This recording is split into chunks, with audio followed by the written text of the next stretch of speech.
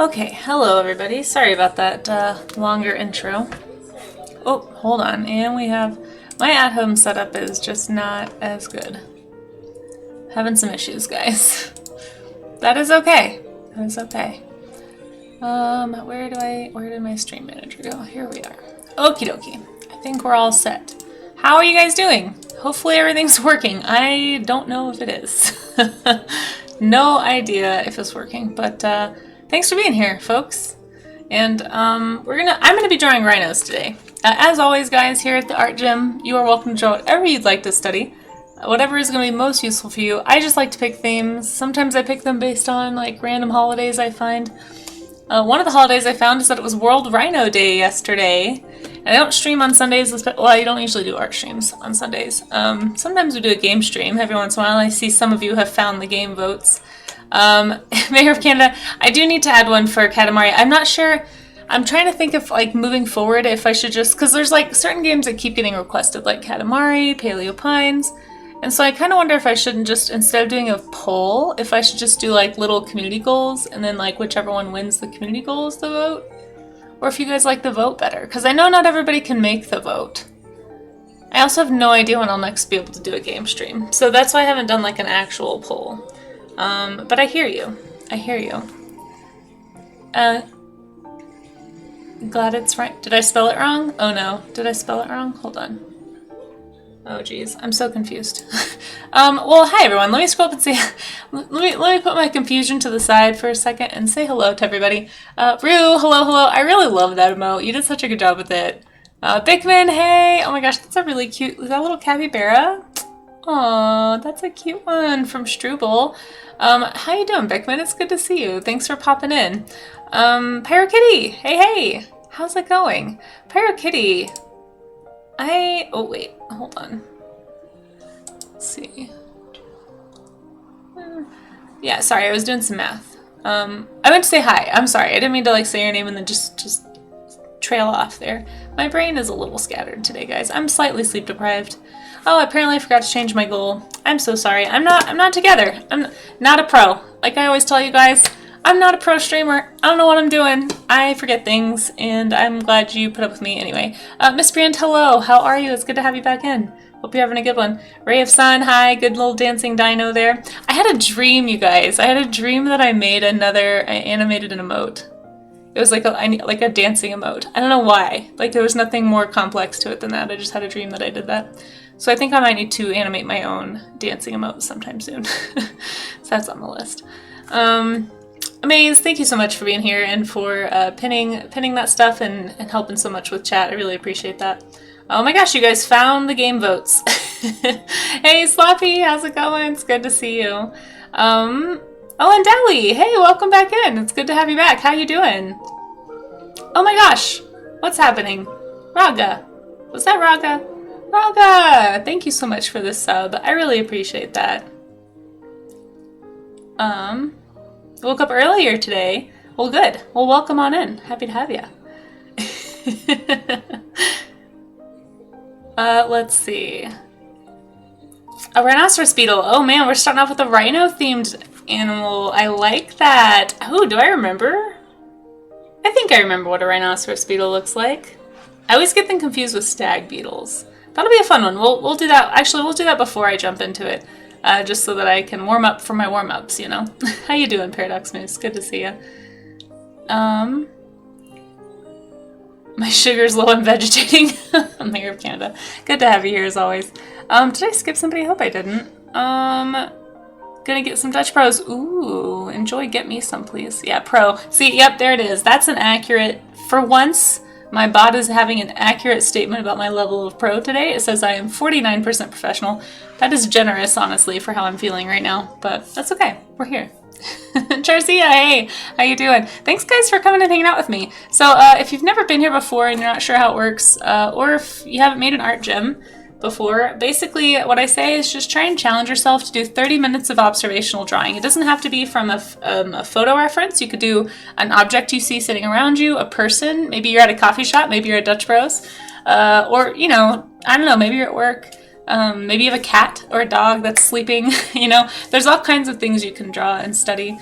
Just getting in the habit of doing observational drawing it's tough, and that's part of why we've started calling this, just the community has started calling this the art gym, which I really liked, so I'm kind of stealing it. Because it's kind of how it feels. It's like you have accountability buddies to go with you to the gym, right? It's kind of the same idea with these morning sessions. Just like whatever amount of time you can dedicate to an art workout today, it's going to help you in the long run become a better artist. So we're all just here kind of encouraging each other, and we're just embracing the idea right here that we are here to get the bad drawings out. This is like, for me anyway, I can't speak for everybody, but for me, this is a lot of why I struggle to do studies, because I just hate watching myself struggle, you know, like it's like, oh, this is like, I'm not good at this, or like I just haven't done this enough, so I'm not very fast, it's not looking the way that I want, and those are just, it's hard to kind of confront that on your own, but something about struggling together I think really helps, at least it helps me. And so thank you guys for struggling along with me. Even if you're just here watching and rooting us on, I really appreciate everybody who hangs out for these. Seriously, they're really, really encouraging. So we're going to get started here in a second, as soon as I catch up to chat. Ultimate Pumpkin Pie, hello, hello. It's good to have you. Hope you're doing well. It is a good day here. It was chilly last night. I had to pull out the heavy blankets for the first time this year. I'm so excited. It means we're getting into snuggly, like cozy weather. Coming into the fall here in Colorado. So there was snow up in the mountains, and so we got rain down here in the foothills. So it's really, really nice. You get your first ever raid on your stream? Aw, congratulations! That's awesome. Very exciting. Dali says, I'm not studying today. I am drawing myself. Hey, that is okay. That is okay, Dahlia. We appreciate having you here anyway. It's nice to have you around. Working out your character design brain. Yeah, you know, character design, that's something we've kind of started dipping our toes into the water of that. If you have any resources, let me know. But we did a shape language study here. I can show you guys. If anybody, sometimes I'm trying to change things up with not just doing straight reference drawing with these studies. We've done a few tutorials. We're actually going to do a paint tutorial on Wednesday together, if anybody wants to. Of course, as always, the rule is do your own workout if you want, but here's the workout I'm doing. That's kind of the theme. But we did a blob one. Here, let me show you the blobs. The blobs were really fun. We'll probably do these again next month because it's just a really good shape language practice. These were my blobs, but there were some other blobs too. But basically, you just start with shapes, and you try to find something in them, right, to draw. So, yeah, I don't know why I had because I had a few different versions. That's right.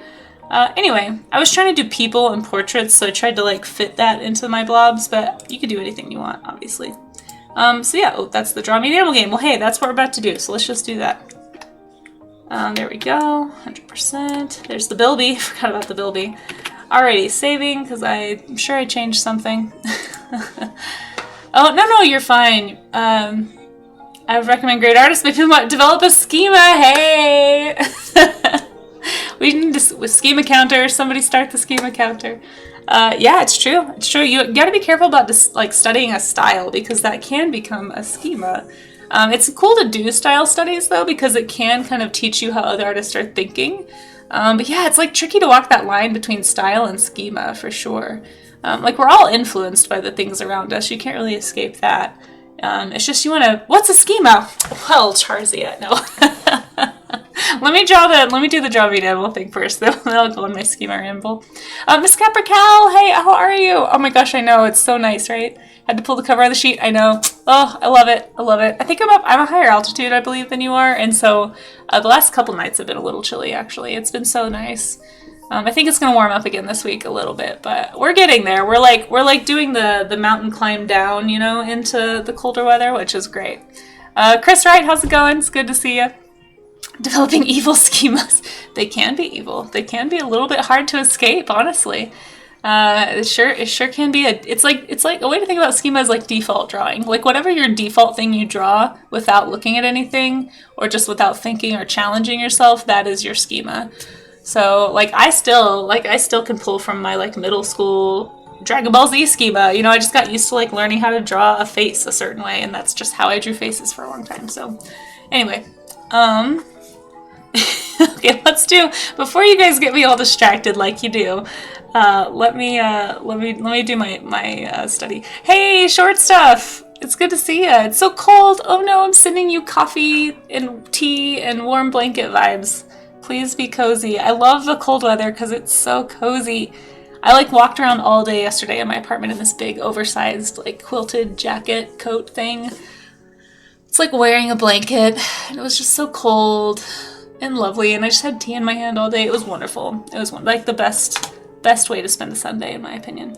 Okay, let's see. Your family in the mountains got snow. Oh, hurricane! I've heard about the hurricanes. Yeah, be safe. Be safe.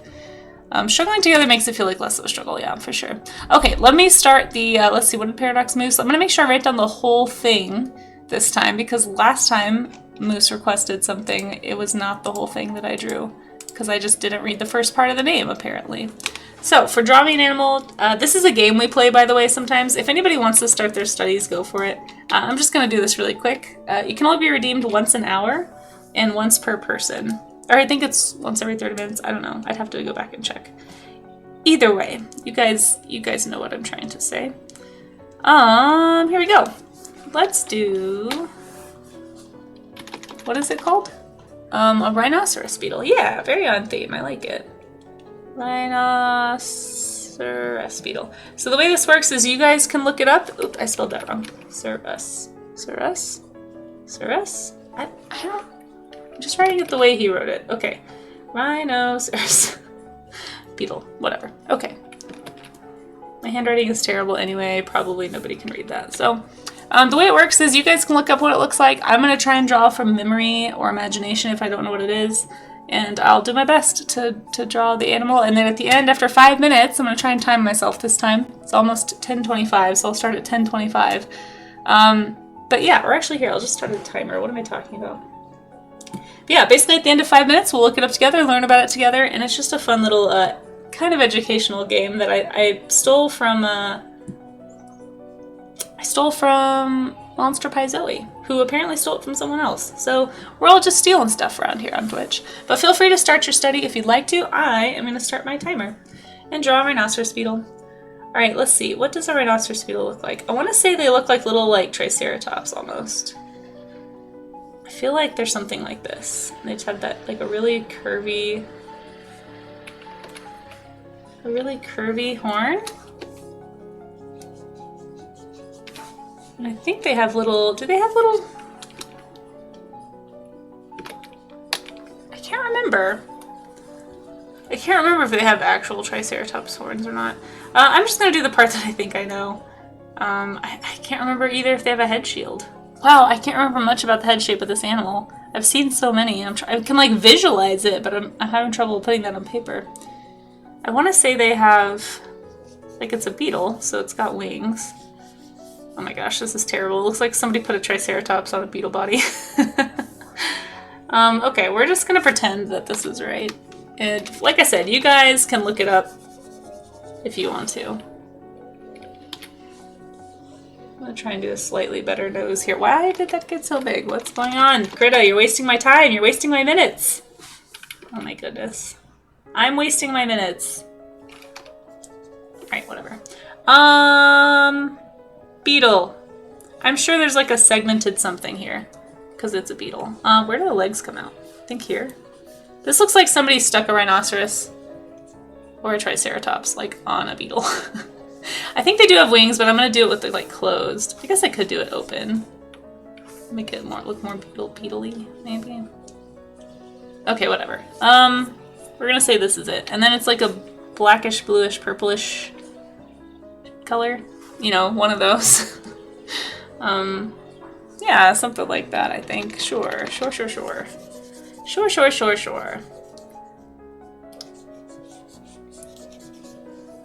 Hey, Cloak and Coffee, how you doing? It's good to have you in here.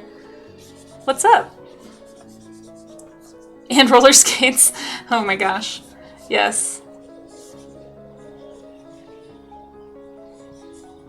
But yeah, oh, and if anyone's new to the game, basically just try not to give me any hints in chat.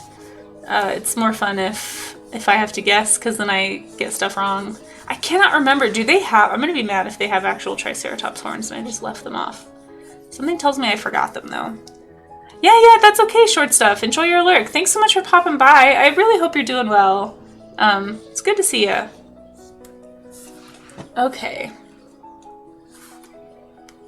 And then we'll just give them like beetle wings or something. I don't know. They got like these, we'll just say there's like veins in there. I have no idea.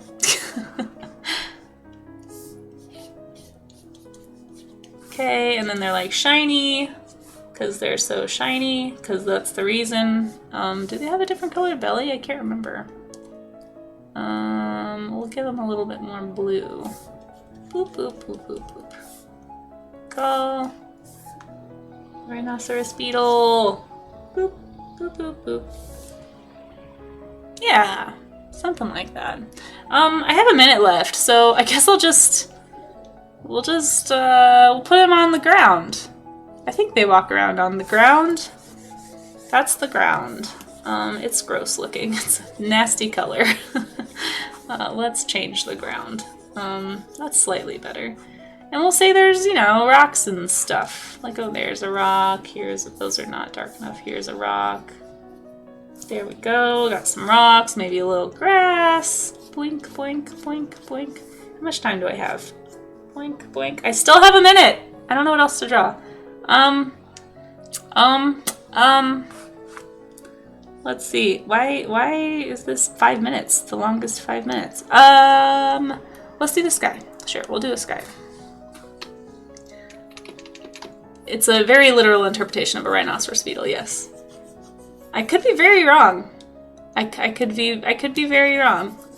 When I think of a rhinoceros beetle, something along the lines of this is what I'm thinking of. Why do I keep thinking they had little spikes? Let me just play with that. Is this right? Do they have? No, that literally looks like a triceratops. That can't be right.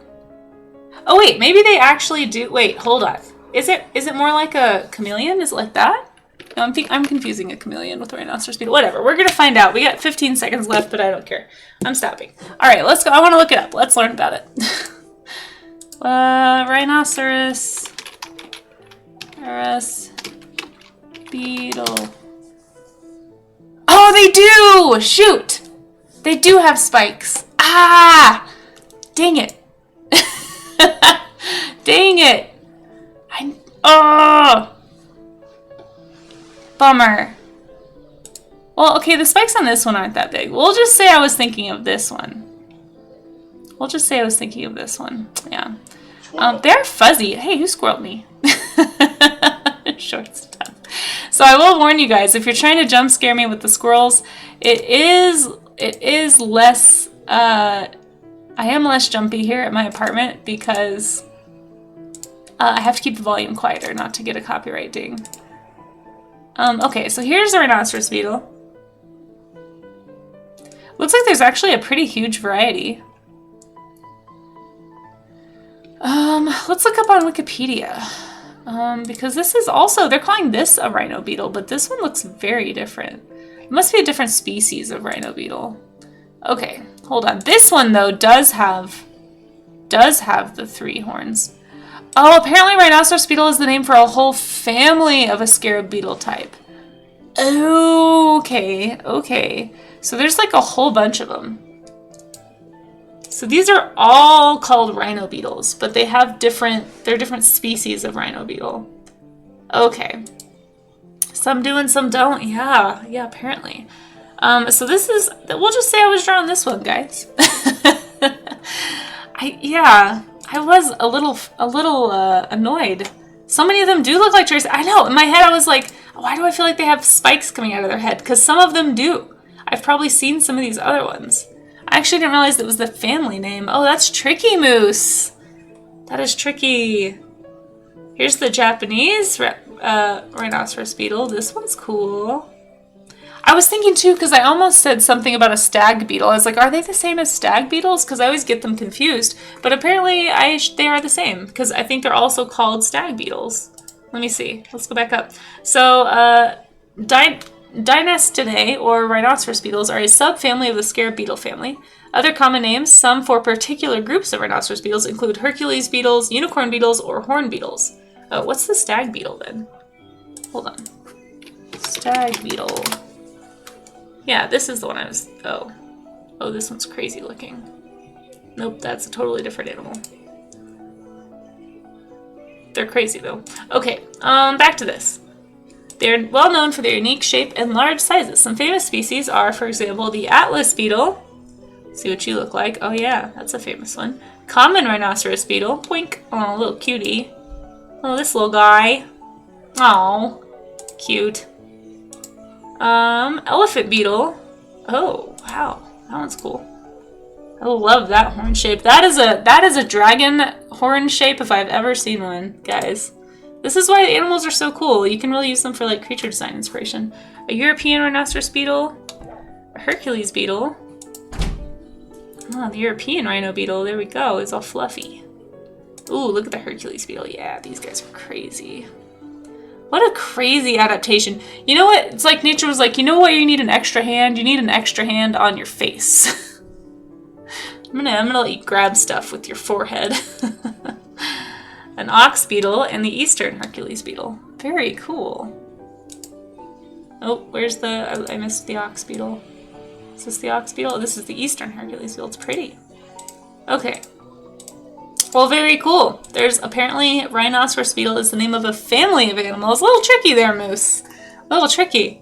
Yeah. It's among the largest of the beetles, reaching more than 15 centimeters or 6 inches, in length. Commonly harmless to humans because they cannot bite or sting. Some species have been anecdotally claimed to lift up to 850 times their own weight. Anecdotally seems to be the takeaway word there. An extinct Eocene, something borealis, was the largest fossil scarabid. I'm assuming that's a scarab beetle family, with a length of 5 centimeters or 2 inches. Wait, that seems smaller than 15 centimeters. Oh, the largest fossil. Oh, I see. Okay. I was like, are we trying to say this is the biggest one ever? Some modern grew up to 7 centimeters. Ori Sintis. This is a modern version of it. So this one's very ancient, apparently. Oh, he's so teeny. He's so teeny. Well, very cool. There's the larval stage. What a crazy cocoon. Holy cow, that looks neat. I like that. I like it a lot. Popular pets in Asia. I've heard they do like fighting. Oh yeah, in Asia, male beetles are used for gambling fights. Oh my gosh. Oh, humans. Since males naturally have the tendency to fight each other for the attention of females, they are the ones used for battle. To get the 2 male beetles to lock in combat, a female beetle is used, or a small noisemaker to duplicate the call. Rude. Rude. Well, there we go. How many bugs have been added to Pinterest from this? I don't think I added any this time. My beetle is stronger than your beetle, yeah. Well, there you go. I knew it was a beetle. It had big old horn, so I'm gonna give myself a 70. 70 out of 100. I think I passed. But there we go. That's a rhino beetle, and that's how the game is played, folks. That is how the game is played. Alright, let's actually draw now. Oh no, there we go. Rhinos! Making rhinos today. Do they have wings? They do. Most beetles do have wings. Yeah, let's look. So usually, let's see. Usually underneath this little, like, back shield, there's wings under there. So I bet if we were to type in, like, flying rhinoceros beetle. That's a good point. We should probably check. Rhinoceros beetle flying. I think they do. I feel like they do. Do they fly? Wait.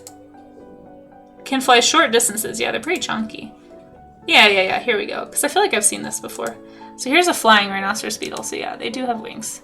Although I got the wings and the scabbard part on the wrong ends. But yeah, they do fly. Little flippy flaps. There we go. There's a better picture. Anyway. Boink. It is crazy, right? That would terrify you, right, Shiratoshi? Also, hey, Shira, how you doing? Guys, there's so many cool artists in chat. Thank you guys for hanging out with me. Okay. I'm gonna draw a rhinoceros, though. Like an actual rhinoceros. If you would like to, you sure can. But you definitely don't have to. Spicy Jaw! Hey, how's it going? It's good to see you. What are you up to today? Thanks for hanging out. And sorry for anybody that I missed. I sometimes don't... Do rhinos have wings? I'm gonna go with no. unlike the beetle, we've got... Here we have a skeleton right here. Oops, hold on. Doink. Oh no, you're good, Shred. This is not a call out for you to draw with me. This is a call out for people to go follow you. You see? yeah, you guys know. Sure is great. No, but buffaloes do because buffalo wings. Cloak and coffee. Cloak and coffee. You know what you just earned? Some cheese. That was pretty cheesy. Over 1,500 individual species. Oh my gosh, much like the Triceratops, they also have so many different head decor. Yeah, for sure. I wonder if they fought like Triceratops as well. Like, I wonder if it's all just like wrestling. We're just trying to like throw them over. I don't know. Let's see. Hopefully I didn't miss anybody. I apologize if I did. Yeah. Okay. I'm gonna scroll down though. You need some crackers. Seriously, go with that cheese. Okay, I'm gonna draw. Let's draw. So the reason I personally start out with skeletal studies, especially when I'm doing like organic studies, like, you know, when I say organic, like animals, people, I guess I shouldn't say organic because plants are organic. But anyway, well, actually, even with plants, we've done plant anatomy studies. The point is, guys, I like to do the anatomy study just quickly. If you want to do like a slow, more studied version, like if you want to really delicately draw this critter, go for it. For me, the whole point of a study, like a skeletal study, is just to kind of understand what's going on under the skin, right? So I've got that basic head shape. I believe this is a white rhino. Now I do want to point something out. You might notice that the horn is a different color than the bones. That is because this is not bone. Well, okay, this is not bone. That is a keratin sheath. It's just like our fingernails, so that's actually something that can come off of the bone. So the actual live bone is underneath. The keratin sheath sits on top. If you look up rhino skulls with no keratin, like with no horn, let's see, rhino skull, no horn. You'll see what's actually underneath this. Take a guess what's under that. Just take a guess. I'm gonna open this up. Because it's not the shape you think it is. A nub! Exactly! Good job, Cloak and Coffee. It is a nub. It's not actually horn-shaped. The first time I saw this, it kind of blew my mind. And it also helps explain some things that we are able to infer about extinct critters that we find. So yeah, it's just a keratin sheath that sits on top of this little bone nub. And if you look closely, it's hard to see on my stream, but basically it's there's all these little tiny pock marks inside the bone, and those are like places where blood vessels used to be housed, and that's what was growing the keratin sheath. So the cool thing about this is if you look for these structures, okay, so here's one of my favorite dinosaur theories actually, guys, because on top of the skull of Pachycephalosaurus, you see these little veins, which means there was probably a keratin sheath of some kind on top. But how big is the question? So one of my favorite dinosaur theories that I came across the other day is like, okay, but what if Pachycephalosaurus, right? Like, what if this guy is like the one with the little bone head, right? The one that like the head butter that we all know and love. But what if this? Or what if this, you know? Like, that would be super cool. I actually drew a Pachycephalosaurus the other day with like a cassowary type crest, because cassowaries have the same thing going on, and their crests are a lot taller than their little bone nub, and they are birds. But yeah, it's one of my favorite like fringe dinosaur visual theories is unicorn Pachycephalosaurus. Exactly, Miss Caprikel. But yeah, next time you look at a dinosaur fossil, pay close attention to where you're seeing those little blood vessel spots it's usually on the bony structures. So this is why whenever you see somebody reconstructing a Triceratops, they'll have a little nub. You know, they have those horns, right, like this, but they're all covered in those little spots. And so they actually, a lot of times, paleoartists, you can kind of make the horns a little longer because we don't really know. Like, keratin doesn't fossilize super well, so it's a little bit speculative. Like, we can find some, hopefully, maybe some like dirt impressions or soil impressions of how long things were, but I don't know if that's really been discovered very often, because it tends to be like, you know, the strata around the fossil or around the animal when it dies kind of goes away. So anyway, I just think that's really interesting. Okay, all that to say, back to drawing this rhino though. But it is really fun to think about, right? As far as like, especially if you're into creature design, like myself, it's very fun to think about all the possibilities, you know, with paleo art specifically, or just like extinct critters that we don't have visuals for. Very fun stuff. But there's ways to make educated guesses though, right? Like, we know what those little bumps mean, and so you know there's a horn there. You know there's some kind of keratin sheath on that spot. Fun stuff. Okay, I'm gonna try to be good and draw my actual structures today and not get too caught up in the details before I've got my proportions right. I'm also trying to break my own bad habits here by doing these because I tend to get really interested in the details, and I really need to start being better about drawing the whole shape and like sketching it all out before I add in details, just so that I can like get a better grasp of proportion. Like even just looking at this, I'm like, wow, the head's too small now because I went a little crazy on the size of the rest of the critter. But never fear, digital art is here, guys. We can just fix that pronto. Pronto? There we go. All right.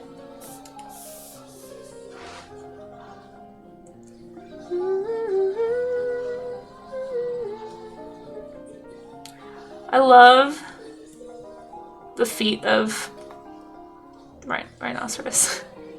What are they called? It's like a type of ungulate name. It starts with a P. I forget the name of their group.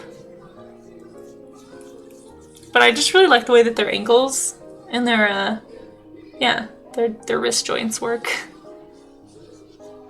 And by the way, if anyone is new to looking at skeletons, just seeing, you might feel like they look really different, obviously without the skin to get in the way. And you might be noticing things like, oh, this looks like a foot. Well, that's because it is. A lot of ungulates actually run on their toes.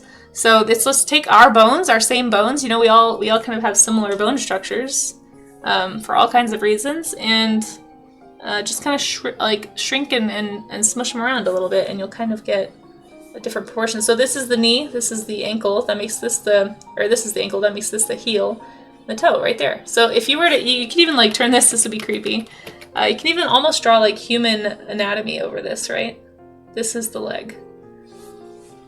Very, very fun. You also run on your toes. How's that working out for you? And then this is the shoulder. So we have a very short forearm, a very large elbow, and then of course the hand and the wrist and all that stuff. So yeah, we all have the same bits, just in different places. Different proportions, and those proportions are what we're trying to get right here. So that long foot bone right there, that short tibia and femur, all good stuff. Okay, there we go. I think I made the head shape a little too. It needs to be a little longer for sure. How's that working out for plantar fasciitis? Yeah. Oh no! Paradox moves, I'm so sorry. You like the armored dinosaurs? Yeah, they're really great. Have you heard of the Jacopil? You should look up, if you like armored dinosaurs, it's a proto-ankylosaur that I learned about this year. Super cool. It's like a little mini bipedal ankylosaur. Love it. It's so adorable. It's like my favorite animal of 2024. Favorite dinosaur anyway. Okay, I'm gonna stop drawing this guy. We got these neural spines. I'm not gonna draw all of these. Hey Odin, how's it going? It's good to see you. I was lurking on your stream the other day. You rated out before I had a chance to say hi, but you were doing some good stuff. You guys should go follow Odin Art as well.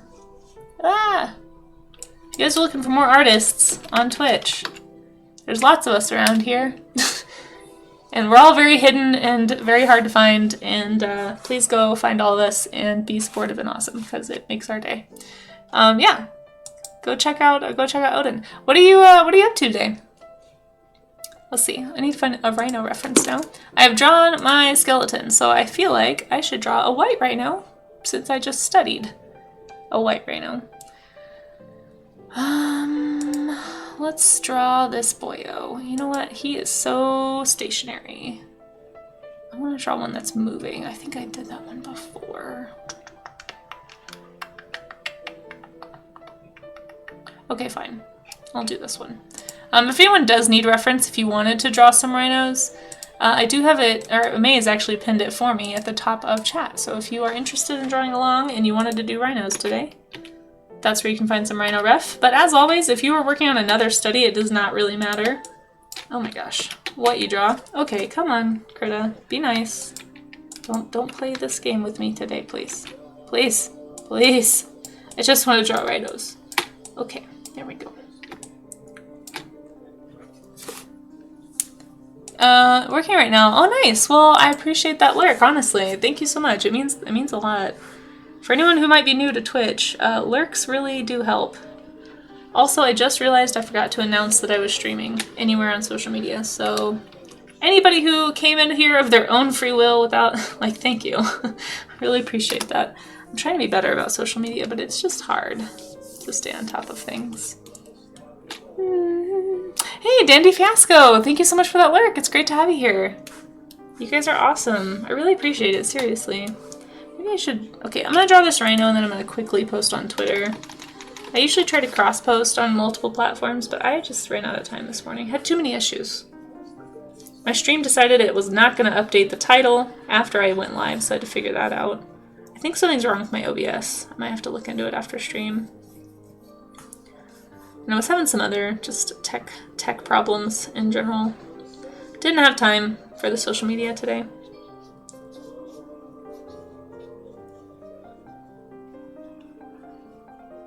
But yeah, I can basically like sketch out this shape and then sort of reference my skeleton here so I can know what I'm looking at. So like the the elbow is the back here inside of this animal. Here, hold on, there we go.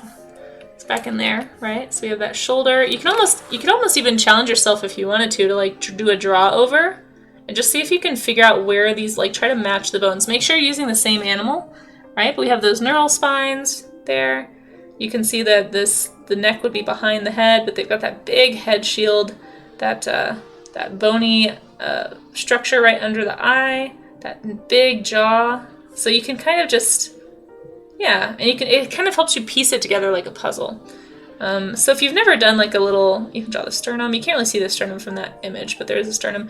And remember to think about, we talked last time about contour and trying to remember that the thing you're drawing, especially if you're drawing from a flat picture like this, just remember that it has volume. Like we did like a very brief like how to visualize in 3D. Kind of like baby perspective, but mostly just like talking about form and value and how you can go from just copying lines and like seeing it as a flat outline, right? To thinking about it as an object having actual shape. And so, maybe doing something like this with your skeletal study and trying to place where you see those bones and visualize where those might be going, that might help you to learn to draw more three-dimensionally, or at least process what you're visualizing more three-dimensionally, so that when you go to draw, you'll be able to think about it more like a sculpture. I find personally that's the easiest way to draw. So like when I'm drawing, I'm not thinking about lines, I'm thinking about form. So like what's the form, what's the muscle doing under the skin here? How's the bone sitting on the ground? The more you can think like that, I think the easier it becomes to kind of interpret, reference, and figure out what you're drawing. Oh, thank you. I think I missed an earlier hydrate from Raga or somebody too. Hold on. Must hydrate. Hydration check. Also posture check, everybody. Stretch. We're going to do a stretch in a second.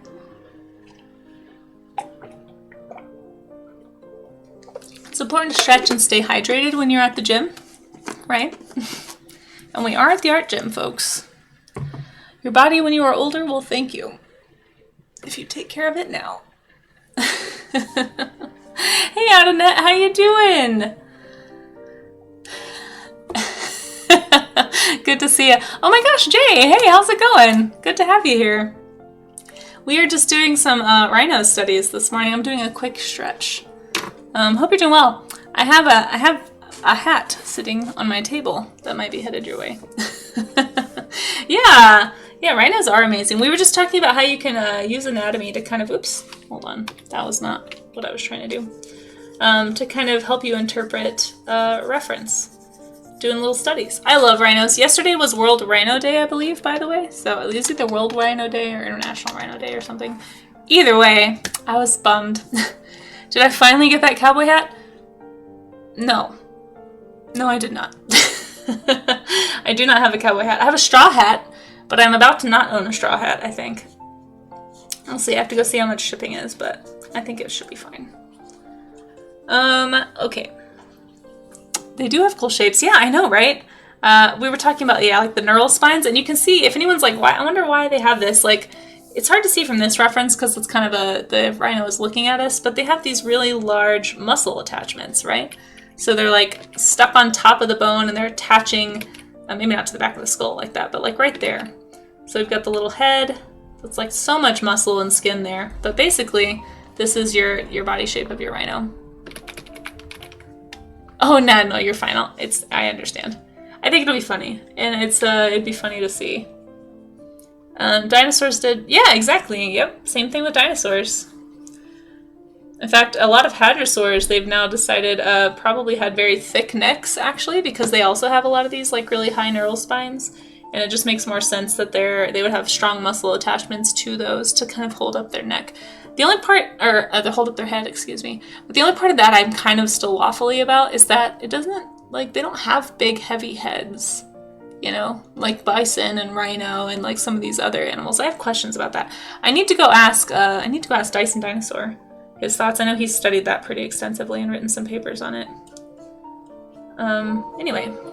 Oh my gosh, Cup of Joe! Thank you for that sub, friend. How are you doing? Oh my gosh, I appreciate that. By the way, I'm terrible. Gotta get my sub for the art gym. Yeah, gotta get your gym membership. That's too funny. How are you doing, Joe? Just actually use this one. And also, I'm so sorry. I've been really bad at shoutouts today. Guys, go follow Jay Stiller. Go follow Cup of Joe. Go follow all the awesome artists that are here on Twitch. There's so many great people. You're missing out if you're not. I'll get you one in a second, Jay. But yeah. How you doing, Joe? Hopefully all is well with you in your end of the world. You get into hadrosaurs are great. Cup of Joe membership. Yeah, exactly. Hey, Smiley, how you doing? Sorry I missed you earlier. You probably caught me in the middle of a ramble. Rambles happen here sometimes. Although if you want Jed talks, boy, do I have an artist for you. Chat. Okay. Anyway. Rhino. Love a big, nice, thick skin fold. They're so good. We're on Monday. We're vibing. Yeah, oh my gosh. Mondays. My stream has a case of the Mondays today, Joe. We got 2 Joes in chat. I just realized that. Yeah, I had some tech issues getting my stream going, so I still haven't even posted that I'm streaming anywhere other than Twitch, which normally I try to be better, you know? It's weird hearing it. Which Joe do I mean? I don't know. I'll call you Jay. Speaking of Jay, though, guys, you should go follow Jay Stiller. Amazing environmental artist. Cup of Joe does pixel art. Other Joe, which is Jay Stiller, does environmental art. Both are amazing. Follow both of them. Fellow Joe, hello. There you go. Yeah. So many cool people on. Oh my gosh, you guys, have either of you, or do you know anybody who's ever been to TwitchCon? I am gonna have like a little. I'm still kind of having FOMO from not being at TwitchCon this past weekend. I'm really thinking about doing it next year. We'll see. But it looked like it was really awesome. You've been out of net? That's right. You told me about it. You had FOMO too, Joe? Cup of Joe? You might do it next year. Might see you there. I don't know if you guys heard this, and maybe I should keep this on the DL so I have a better chance of getting in, but apparently you don't have to pay a table fee. Apparently you just apply, or at least that's how it's been. The artists I've talked to on Goi have so far said it was really a good show. There was a lot of people there. It was pretty cool. And I don't know, I think you can just apply. Have you been before? Too many people you watch? Yeah, it looked like too many people. I mean, it was a big space though. And Artist Alley looked really spaced out, and they give you a booth. It's not just a table. It's like you have your own display area. It's really nice. So I'm trying to think of like, I don't know too many people who live in the San Diego area, but I'm like, maybe I could split a room with somebody, or I don't know. Because that would make the cost of getting to an out-of-state convention a lot cheaper for me. I haven't done a con in years. It's been since like 2019. But I'm seriously considering doing TwitchCon next year. We're doing a booth next year. Yeah, it might be. I know, the free booth is crazy. For anyone who doesn't know, most artist alleys, you end up paying like $300 to even $600 for a booth at like a decent sized con. And Twitch seems like a pretty good sized show. Like, I don't know numbers yet. I don't know if they've released numbers of how many people attended, but not only is it a great show, but you just get to meet so many people that you hang out with on Twitch, or like just meet people you never would otherwise, like different communities. Like the science community was there doing some awesome stuff. There's the art community, obviously. There's like makers and crafters and cooking, stuff. There's all kinds of different people here on Twitch. And I just feel like, I don't know, I just think it'd be a really cool way to meet some folks. You were going to go this year to split a booth with someone? It was just a lot. That's fair. The Bob Ross community? Yeah, there is apparently a Bob Ross community. It was scary, but a buzz. You'd do it again with a very different mindset? Cool. Yeah, I've heard generally good things, honestly. Yeah, I don't know. I just think it'd be really fun to go. Plus, I was just, yeah, like seeing so many people that I recognized from chat made me have a little bit of like, oh, or like streamers that I watch. I don't know. I just kind of regret. And apparently, I just found out yesterday, apparently my friend has been living in San Diego for the last 6 months. I thought she was up in San Francisco. And so I'm just really bummed, actually, that I didn't go this year. I mean, I wouldn't have been able to either way. I had so many other things I had to take off for this year. With like at work, like I just didn't have the PTO. But I don't know, I'm thinking about it. So if anyone, all that to say, if anybody hears of any artists who were at Artist Alley, I only know a few of them. But I know Julie was there, Sharp Balloons was there, and I watched her stream a little bit.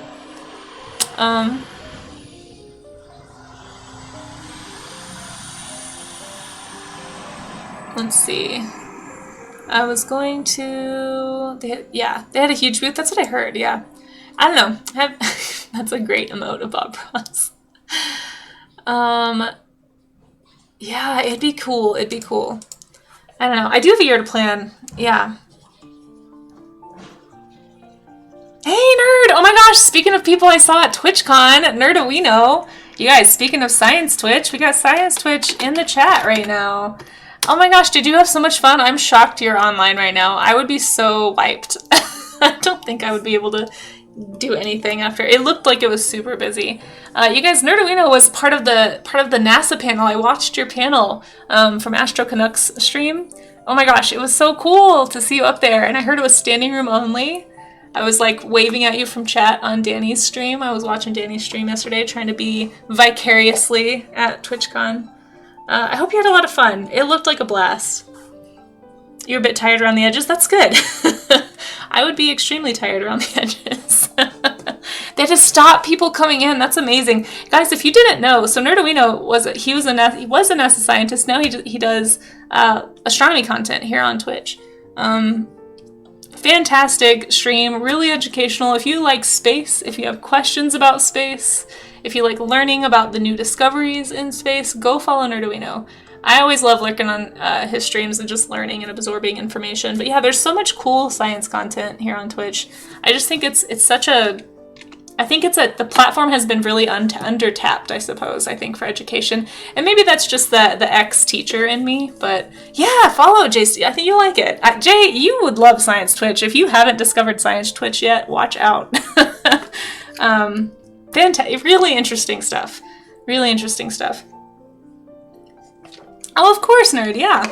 Yeah. Oh my gosh. And then, like, yeah, watching Balent on stream, and he didn't stream, but I saw him on other people's streams, like, Science Streams is another one you guys should follow, like, so many cool, I'm really glad to see people, like, learning about the science side of Twitch, and I'm happy to help, with my little corner of Art Twitch, I'm happy to point them in your direction.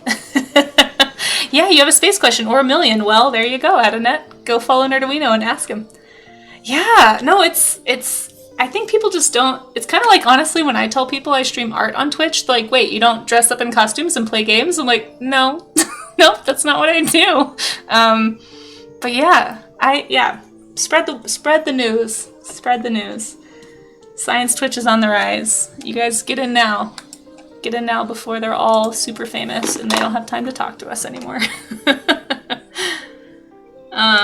Ad incoming. Oh, thank you so much, Short Stuff. I always miss it. My OBS only tells me when the first ad plays, like when it's about to happen, and then every other time it catches me off guard.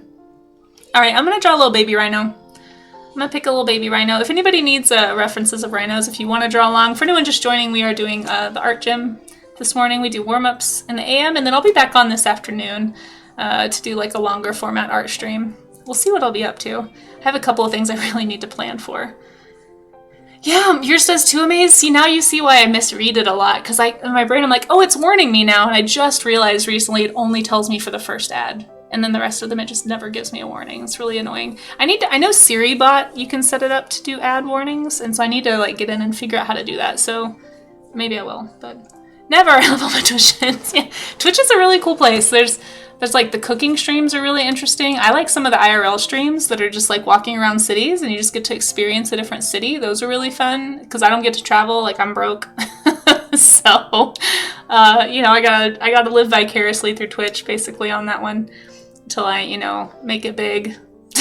Not gonna happen. But also I like the cooking streams are really fun actually. If you want to learn how to cook, there's people who just like explain, like talk about cooking, and I don't know. There's a lot of cool education content and just like really fun, enriching content here on Twitch that isn't just games. Not that games aren't fun, it's just there's so much more than just games. Okay. I'm trying to find a good baby rhino. Some of these I think might look a little awkward in drawing, but I'll just go ahead and do this one, it's fine. Okay. I'm not sure if it's okay, but Science will be IRL from the San Diego Zoo. Oh, that's awesome. No, that's totally fine. Yeah, I shout out Science as well. Yeah, guys, go follow Science streams. Oh, it's fine. I don't know. Sometimes he pops in here and says hi, too. I'm always like, whoa! We have an ambassador? Is it streams? Yeah, there it is. I always forget if it's plural or not. I think, yeah. Yeah, for sure. You guys, there's another Science Twitch person. Let's see. No, there is no new mod, Paleontologist VA. Let's see. How's an astronaut? Astronauts are great. Us broke girls gotta live through the content creator. Exactly, Miss Cat Raquel. I feel ya. Gamer Gabby wants to get going on my art and mental health. Yeah, I think variety streams are really fun too. I'm slowly trying to understand, like, or not understand, just like wrap my brain around being like maybe not just doing art, but I always just really thought this channel would be like just art. So every once in a while chat has talked me into playing a game, but it hasn't been super common. Oh, there's an ad. Thank you. Thank you, thank you. And Short Stuff even warned me.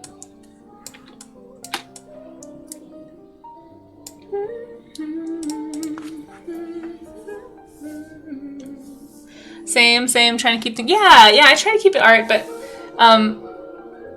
oh my gosh, Nerdowino! For 6 months in advance?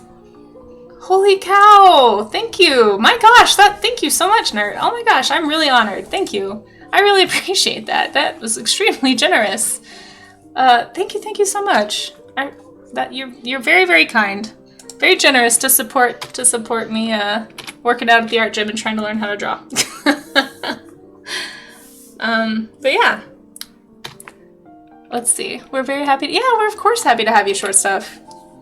Ads playing now. Yeah, thanks. Short Stuff, yeah, please don't feel... Yeah.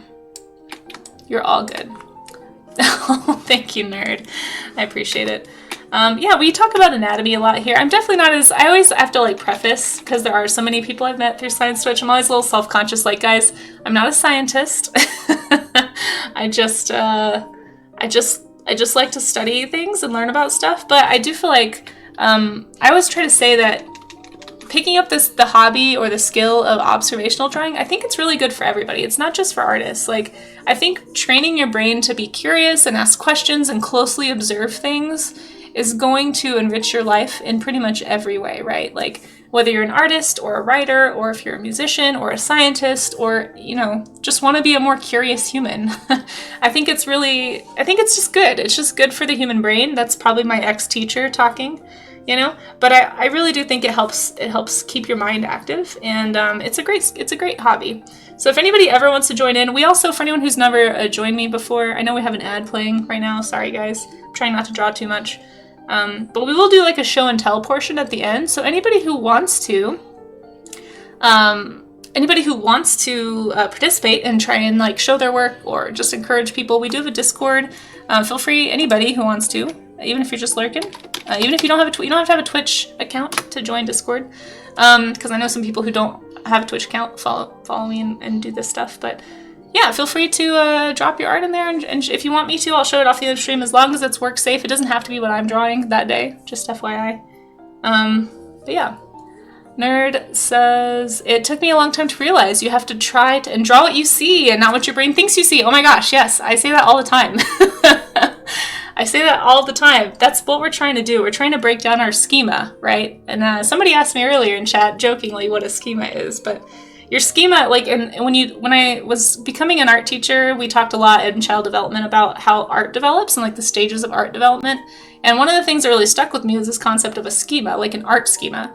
Schema in general is kind of like a psychology term for a lot of things. It just kind of means like a pat answer or a default way or a box that you put things into to kind of approach something.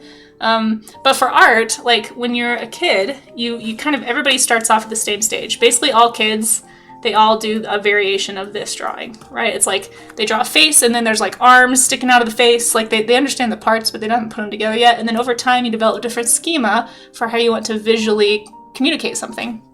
And it seems you're still at the kid stage. Well, and that's the thing. That's what happens. That's what happens, nerd. Yeah. So people, you basically, the only difference between somebody who is good at drawing and somebody who is not good at drawing is just how far you've come along on your schema, basically, like how far you've left that behind or not. Like a lot of people, what you end up doing as a kid, you learn symbols, right? So this isn't really a drawing of a sun, this is a symbol of a sun. Just like this is a symbol of a tree. These are schema, right? Eventually we call these broccoli trees in art education. But basically at some point, most kids get to a place where they know how to basically communicate visual things. And a lot of people stop at this stage because they're either not interested in drawing or they struggle. They're like, oh, I'm trying to draw a real tree, but it's really bad and that's hard. And so I'm just gonna whatever, like my schema is where I'm gonna stay. And that's understandable. That's actually part of why we have this as our motto. We're here to get the bad drawings out, folks. I usually try to make one of my drawings say it, but we're here trying to push through those 1,000 bad drawings that you have to make to get to a quote-unquote good drawing. So that's what we're here encouraging each other to do. And that was probably the fastest schema breakdown that I've gone through. But you find it a lot, especially with kids who get really into like anime or Disney movies or something, which I totally was that kid. You learn how to draw like a style, and then that becomes your new schema. And so, like for me, I can still draw like a pretty decent, I mean this is fast, but like a pretty decent Dragon Ball Z face. I remember the little triangle shadow for the nose, the little like mouth things that they did, the little like V-shaped. Like this isn't me learning to draw, this was me learning to draw a style, and then that became a new schema for me. Like this is, and then they had little lines under their eyes. Like your schema is whatever your default non-observational drawing is, right? Goku, yes, yeah, exactly. Whoops, all right, I hit the end of my undos there. But it's fun to think about. It's fun to think about. Okay, you post an art share. Nice, I can't wait to see it. And if anyone is doing a warm-up study with me, feel free to post it. If you want to, if it's a warm-up that you want me to show on stream, post it in the warm-up study section. Just make sure it is a study, not like a finished piece or something that you used reference to make, but like an actual study of some kind. Yeah, but exactly, you guys recognize it. It's Goku, it's Vegeta, it's a Dragon Ball Z style character, and that style can very easily become a schema. And that's just kind of wherever you decide to stop is kind of where it stops. And people often say like, oh, I can't draw. And I kind of like, I don't know. I don't get as heated about it as I used to, but I really do feel like everybody can draw. It's literally just a matter of training your observation eye. That's all art is. It's going from that initial symbol drawing stage in childhood and that early schema and developing it. You're just trying to get, Jay gets heated. I know. I'm sure Jay probably has some thoughts on this too. Guys, did I give Jay a shout out yet? I can't remember. Did we shout you out? Guys, go follow Jay Stiller. He does not only awesome environmental pieces, but great art, rambles, conversations about all kinds of stuff. You'll have a great time over there. But yeah, it's not everybody can draw. It's a skill. It's not like a magical talent. Thanks, Amaze. I wasn't sure. It's not like a magical talent that some people are born with and some people aren't. It's literally just like, if you'll excuse my language, butt in chair time. You know, just like how much time have you spent sitting and studying and developing that, your style or your skill set or whatever. And that's what we're trying to do here. Anyway. Sorry, probably some of that's the art educator and me getting a little passionate, but yeah, anytime somebody's like, oh, I can't draw, I'm like, I can prove you can draw and I can do it in 5 minutes. I'll show you. And for anyone who hasn't heard me say this before, I'm just gonna walk through if you ever want to do this, I don't do it aggressively, but I'm like, no, you can draw. I'll show you that you can draw. And they're like, no, I can't. I can only do stick figures. I'm like, cool. Here, draw me draw a glass, and I'll sit them down. And so they'll usually draw something like this, it'll just look like a rectangle, or they'll draw this maybe if they're slightly trying to think about form. And that's their glass. And then I'll put an actual glass in front of them and say, okay, now draw me a glass. But now you have to look at the glass more than your paper. And that's all you have to say. Like while you're drawing, just tell them you have to look at the thing you're drawing more than your paper. And without fail, people of every single age always do a much better drawing the second time.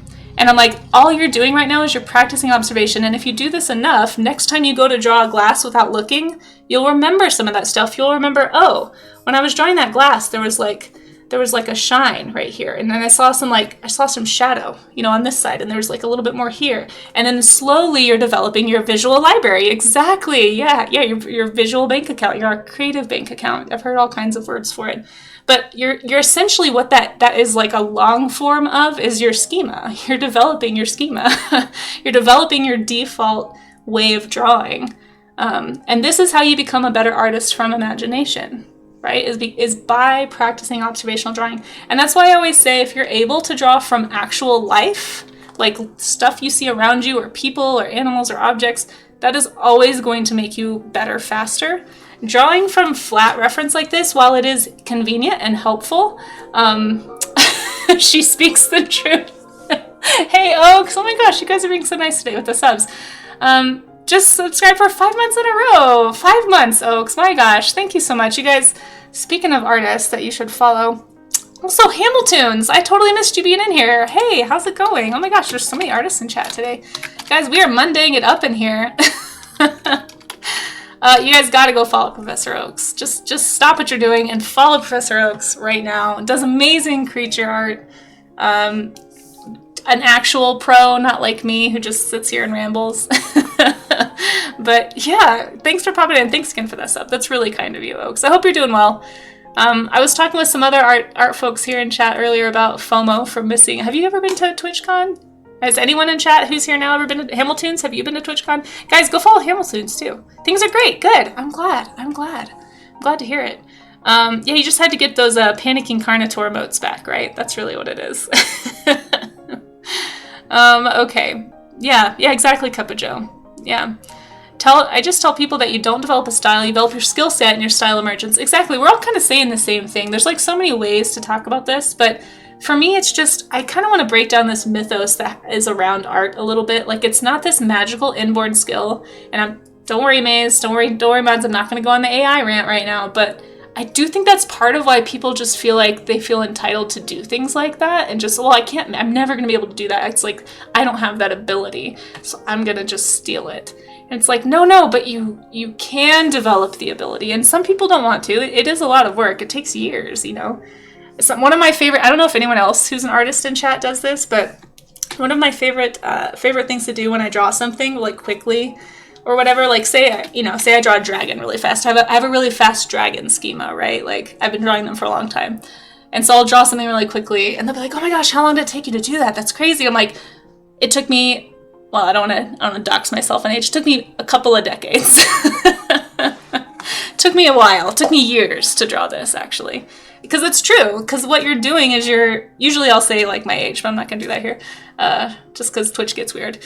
But yeah, I don't know. I just want to drive that home to people. It's like, no, this isn't something I'm just magically able to do. I wasn't born being able to draw. Like I said, having taught thousands of children, literally we all start here. Okay, we all start at. I have seen so many variations of this drawing for a person. We all start here. It just depends. The only thing I will give you for like inborn talent is that some kids are more observant than others. So some kids naturally pay closer attention, but that is something you can train. Okay, there's my rant. All right, I've rambled about this long enough. Jay Stiller, your Jed talks are rubbing off on me. Getting a little ranty today. Haven't been to TwitchCon. Usually your cons are comic related. Yeah, I've only ever been to Comic Cons, Hamilton. But rant now for rhinos. Yeah, for sure. Also, guys, go follow Hamiltunes. Another artist here on Twitch. Yeah, I haven't done a con since 2019. But I'm really, the last couple years, I wanted to get back into them last year, actually, and I wanted to start streaming on Twitch again last year. Yeah, I call them Jed Talks. Yeah. Just hang out on Jay Stiller's stream, you'll know what I mean. Yeah, I haven't done a con in a long time, so I need to build up the inventory again, but I've really been wanting to get back into them. Some stuff came up with my health last year that I had to take care of, so I wasn't really able to do very much at all, other than I basically streamed twice a week, but didn't talk to anybody because I was too stressed out to like even try to socialize. But yeah, this year I really wanted to do it, but I had too many family things that happened and I wasn't able to take off time for cons. So next year, I don't think I have anything big planned, so I'm trying to think ahead, and I'm like, maybe next year I'll do 1 or 2 cons. Maybe 3. I could do 1 in-state and maybe 2 in-state, 1 out-of-state. I've never done an out-of-state con, so I'm nervous. But when I learned about TwitchCon is that you don't have to pay for the table or the booth. There's no fee, so that actually really helps. So if I could find like somebody to split a hotel room with, or if I know somebody in the area, which I know a few people who might be living locally there next year.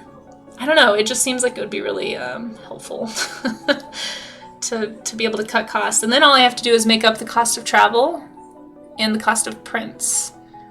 But if it's later in the year, and if I do a really big print run early in the year, maybe it won't be as much reprinting. I don't know. It's been a while, but I'm thinking about it. You've been drawing cons for 31 years. Wow, and you've never done TwitchCon. Well, I'm thinking about going next year. There was a lot of really cool artists there this year. A lot of people I'd love to meet. A lot of science Twitch people that I think would be awesome. No, I probably wouldn't go to I'm not really a paleo artist, paleontologist VA, so I think I'd be out of place there. I've only ever done Comic-Cons. Yeah, the cost is the big one. So I just have to build up my inventory and kind of make some money. Well, I appreciate it, paleontologist VA, but I'll think about it. But most likely I'll be doing art shows because that tends to be what I've done in the past, and that's just what I have experience with, and that's what I have inventory for. That's the other thing. I don't have money to print off a whole bunch of dinosaur stuff. Plus, I don't really have that many actual, like, finished dinosaur prints. Like, I'd have to do so much new work for that, and that's a lot of... I just don't have time for that. But I appreciate your belief in me. Yeah. But yeah, I'll probably do, like, a Comic-Con or 2 here in the Denver, Colorado area. And then maybe... I'm thinking about doing TwitchCon or maybe a con in DFW. Because I know a ton of people in... Like, I grew up in DFW. In Dallas-Fort Worth. That's just what we call it down there. And those shows are huge because there's like 9 million people in that area. It's massive. So I'm really thinking about doing a show in DFW next year. Plus I know people in the area, so I'd have places to stay and cost, like, it'd be an excuse to see my family. And if I can make up the cost of travel to get down there and prints and stuff, I think it'd be a pretty good use of my time. But just gotta plan ahead. Just gotta plan ahead. And I'm sure I could find a friend or two who would like a free ticket to a con. That's always the price. So if you want a free ticket, you just gotta help me with my booth and watch my booth while I go get food or go to the bathroom. Because I pretty much don't leave the table. It's just I get a little overwhelmed when there's that many people around too. So I kind of like having a space to kind of be out of the way and just like sit. It's nicer, I think. But I don't know, I'm thinking about it. So if anybody has, all that to say, if anybody has really good con recommendations, let me know. I am interested. Growing a skill set is the biggest priority, but being intentional about style has helped with your confidence. Yeah, making it easier to be less perfectionistic and enjoy the process. I think that last thing you said is really the key. You have to enjoy the process to do anything successfully with art. Yeah. Oh, thank you, Short Stuff. If I ever somehow have enough overhead, or like enough of a, like if I start getting to a point in conventioning where I'm making enough money to even think about going to an overseas show, I will keep that in mind. The plane ticket to get over there would be a problem. Like, I would have to have a really limited inventory because, like, just shipping all that stuff would be a lot.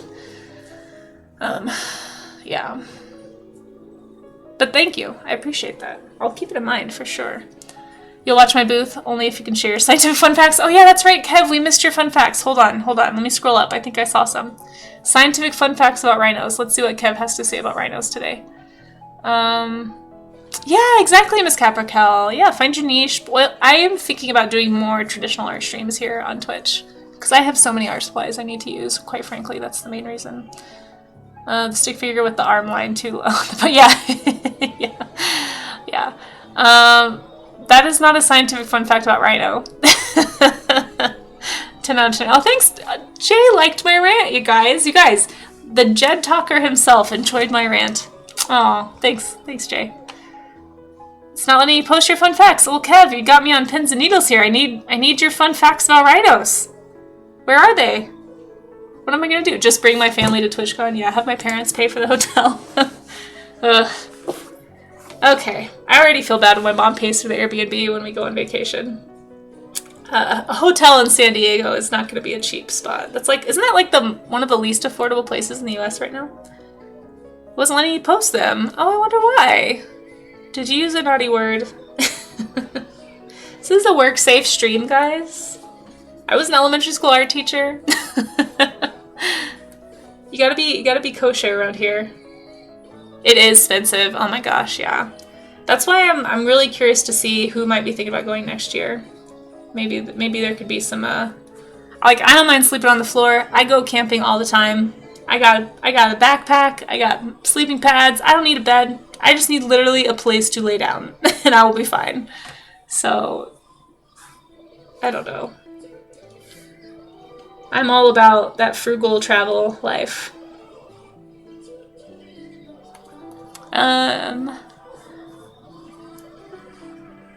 Let's see. You would never? Yeah, I know you would. I'm just teasing, Kev. I'm just teasing. Sometimes you have to say it 3 times. Oh, you know what, Kev? I've been having that issue too, actually. Has anyone else had that glitch where it's like you try to type something and it just says it won't go through? I feel like it's been happening all the time, at least on desktop. I don't know about mobile. Always a lot of people looking. That's what I figured, nerd. Yeah, I'll probably just have to keep an ear to the ground. You could DM me the facts. Why don't you just post them in the Discord? Post them in, are you in our Discord? You could post them in the stream share, or the stream event channel if you want to. Or just, retype, I don't know. Yeah, I don't know why it's not letting you. It's letting you type everything else. That's very weird. I have a glitch where I try to draw something that looks like a blob. Chris, that's not true. Speaking of artists you guys should be following. You guys, did you know that this is Chris Wright? The very one and only himself. He is here right now. Guys, really great new artist here on Twitch. Go give him a follow. Fantastic character designer. Don't let him lie to you like that. Great stuff. Great stuff. Even his blobs. It's like, oh, he just drips shape language. Excellent. Wonderful. How do I do that? Chris, I need you to teach me how to be a graphic designer. Like, how much would it cost for me to get you to teach me things? I really need to know. I really need to know. You get disconnects and reconnects a lot, not just with Twitch, but with YouTube and even... Oh, funny. That's weird. I wonder why. I wonder what's going on there. Yeah. Oh, let me get rid of these cups. I'm sorry. I don't know why I left these here. You just have to believe in yourself, Chris. That is not true. It's not... Well, okay, that might be like 10% true, but majority of it is just I need to learn about grids and layouts and how to apply any amount of rules to an image. That's the problem I have with graphic design. There's rules. There's like structure. I can't even get Twitch's perspective grid thing to work, and you want me to work in structure? Post it in Nerd Talk. Okay, all right, guys. Before I draw one more rhino, I'm gonna read Kev's fun facts, scientific fun facts about rhinos. Oh, this is a lot. Okay. Scientific fun fact about rhino number 1. Unicorns exist, and this is them. And you just accept that these are way cooler than the silly rainbow horses. I agree with that. That is a scientific fun fact. That's right. These are actually what inspired unicorns, for anyone who doesn't. That's actually, Kev, this might be the first time that I'm actually like, this is an actual, well, part of it's a fact, part of it's an opinion. But yeah, they're actual, this is what Pliny the Elder, or was it Pliny the Younger, was describing a rhino when the definition of a unicorn was created, right? It was like trying to describe, like it was trying to explain a rhinoceros to people who had never seen one before. It's like, well, it's like a horse, and it's got cloven hooves, and it's got this big horn growing out its forehead, which some of this, it depends on what species he was looking at, but some of them really do look like they're coming right out of their forehead. But if you look at how low the eye is, I mean, that is kind of where the forehead would be. And so yeah, it had like a brushy tail, you know, kind of like a goat or something would, or anyway, it's where the original definition of a unicorn came from. I thought it was a narwhal. So the narwhal tusk was used to kind of perpetuate the legend, right? It's like, here's the horn, because it does, you know, somebody found it, it's like, oh, it's beautiful. I wonder if this is a rhino horn, or some charlatan just pulled it off of a carcass and was like, yeah, unicorn horn. But yeah, okay, next fun fact. These unicorns grant wishes. Okay, maybe not as scientific, but they are very specific instructions about... but there are very specific instructions to get your wish granted. You must approach loudly by announcing you mean no harm, while banging pots and pans after reciting the entire play of Macbeth, first in English and then in Latin. After that, walk backwards while flailing your arms, and then hop on their horn and don't let go. Wow! Kev, did this work for you? What was your wish? This is oddly specific. It sounds like you've done this before. Loudly announce your wish until it's granted. It will be granted, just don't let go. Thank you, Kev. I appreciate your scientific fun facts about unicorns today. And by unicorns, I mean rhinoceros. Alrighty, okay, let's draw one more rhino, and then I'm going to have to head out here in a little bit, and we'll find someone to read into. They use it on horse armor? Clever. I know, right? Clever humans. So clever. Oh my gosh, I peeked into the warm-up studies. You guys are killing it, as usual. I'm gonna do a color study. I wanna try to do one of the funny, like, rhinos you don't see a lot. So there's some fuzzy rhinos. Did you guys know this? You probably know that the woolly rhino was a thing. But there's also Sumatran rhinos. Sumatran rhinos, I believe they might even be descendants of the woolly rhinos. But if you've never seen one before, let's put it here. Here? Yeah, let's put it here. They're fuzzy, and they're extremely rare. They're very endangered. My baby has anime eyes. Yeah, that probably. I mean, I do have a schema. What can I say? I'm not immune to the call of the schema there. Cloak and coffee. Unfortunately. And I'm gonna draw this guy. Oh, I gotta hydrate. I got a lot of hydrates. Sorry, everybody whose hydrates I've been accidentally ignoring. I also haven't had breakfast yet, and my oatmeal is sitting next to me, and it's very cold now. Your wish was that I would stream today. Aw, Kev. Well, you got your wish. Wow, you went through all that just to get me to stream on a scheduled day? That is some dedication, sir. I appreciate you. Okay. So this is going to be your 5-minute warning or so. Guys, if you have a sketch you want me to share, if you have a warm-up study, whether it's a rhino or anything, as long as it's work safe, feel free to drop it in the warm-up studies section. I'm going to use a different brush, actually, to sketch. We're going to do more of a color study. I've been doing too many line drawings lately. I like to change it up, you know? Alright.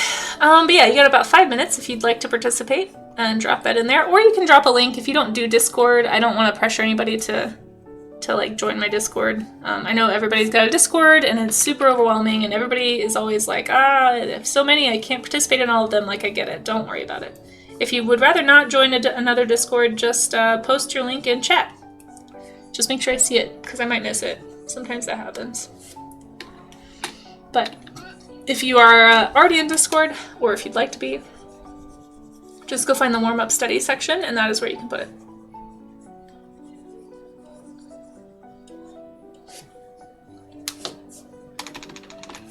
You did it, and now you're banned at the zoo, but it was worth it. I'm surprised all your bones are intact. Oh no, I have hiccups. Hold on.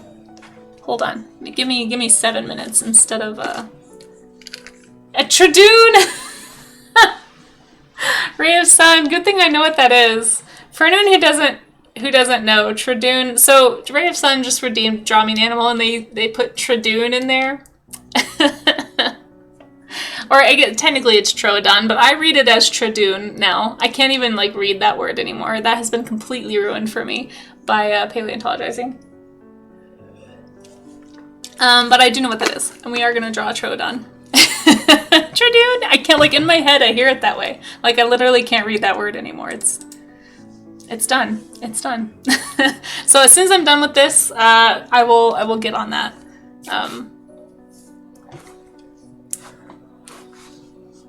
Let me finish my study really fast. We'll do it right before I'll give people a little bit of extra time to finish their study with that. And for anyone who's never been here for a Draw Me an Animal, it's just a game we play around here. I saw Monster Pie Zoe doing it, and I thought it was a really cute idea. So I do it as well. But basically, you can suggest an animal once every 30 minutes for me to draw. Once per person, per stream.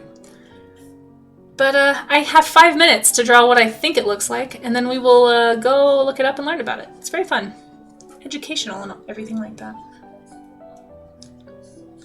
There's some other stuff I'd like to incorporate too.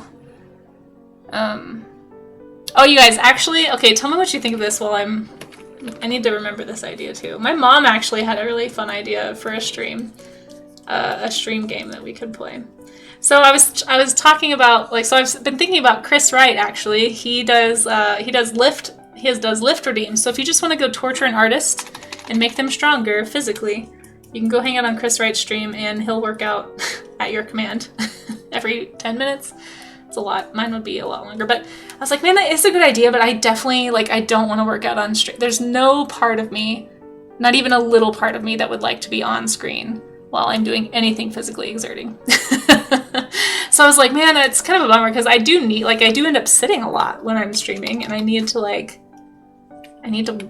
do more exercises. And so my mom was like, well, why don't you do like a little Chibi Casey, and there'd be like a little workout image, and then like whenever I just like switch it and have it be a different scene, so that whenever I'm working out, it's like you can just see like little Chibi Casey doing jumping jacks or something, or like doing push-ups, or I don't know. It would just be like a little animated thing. And then it would give me something to like practice animating, because animating is fun. I just never have time to do it. Oh, that's what Machine does. Nice. Artist workout. Yeah, I just don't want to do it I don't want to be on camera. But I think it'd be really cute, and that could be a redeem. Have you seen Cup of Joe do leg squats? I have not. Cup of Joe does leg squats? Oh my gosh. So I might do that. Because I was just like, well, I'll just turn off my camera and I'll just go do it off to the side. With all the dino talk we've had, there's something I don't think I've ever asked you. Oh, wait. You're not going to ask me what my favorite dinosaur is, are you? Surely. Have you heard of the Bone Wars? Oh boy, have I heard of the Bone Wars. Yes indeed, I've heard of the Bone Wars. I had this book as a kid called The Big Golden Book of Dinosaurs. And it talked all about that, and I've known about it for a very long time. Yeah. What is his name? So Danny talks about this all the time, so I actually know the full name, I think, of one of them now. I don't know the other guy. Edward Drinker Cope and Marsh. I forget Marsh's full name. But yeah, Cope and Marsh. They had a very petty man-child fight, basically, about who could find dinosaur bones, and literally destroyed specimens in the process. Like, super crazy. Othniel Charles Marsh. Yeah, I just remember Cope and Marsh. But yeah, I am very familiar with the Bone Wars. In fact, I think Danny does like an annual stream talking about the Bone Wars like once a year. There's like a whole stream dedicated to it. I think I caught the end of it. I usually only catch the end of people, like anyone who streams during the day for me. I only catch like the end, because I'm almost always either working or streaming myself or at my day job. Like I just don't have, I miss a lot of stuff. So I'm hoping that I can go actually catch it this time. But yeah, it's pretty crazy. It's his little character does them with a sweatband. Oh, that is cute. Yeah, that's what I was thinking. Yeah, well, there we go. I'll just do what everybody else is already doing, apparently. So I might do that eventually. That might go on the list of things to do after I get through October. I want to make some more emotes too. Bone Wars, lame. Apparently they were going to do a movie about it or something, but it fell through. Why would you have a war over bones when you could fight over something cool like oil? Yeah. Oh, geez, yeah. No one's ever done that before, right, Kev? I remember the second dude since I have a character named Othniel. Oh, interesting. That's cool.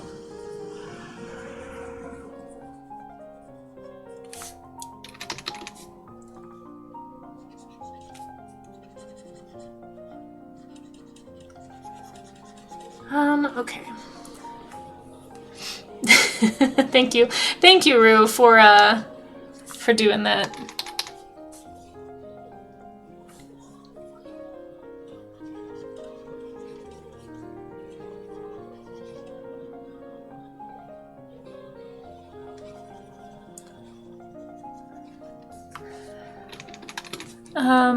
Oh, it's his dad's name. Oh, cool.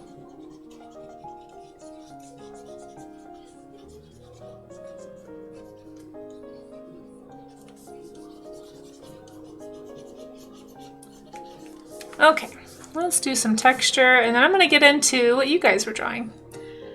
It really a Casey Art Gym stream if Kev yeah, is it really? Yeah, exactly, it's true. It's not. If Kev doesn't earn his cheese, have we even streamed today?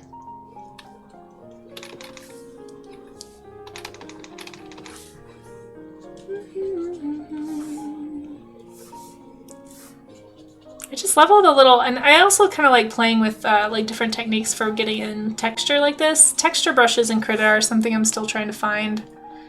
I thought I had downloaded Skittles. Oh, there they are. I just don't have them in my main group for some reason. Yeah, like I said, I don't like streaming from home when I can help it, just because it's not as set up as my studio.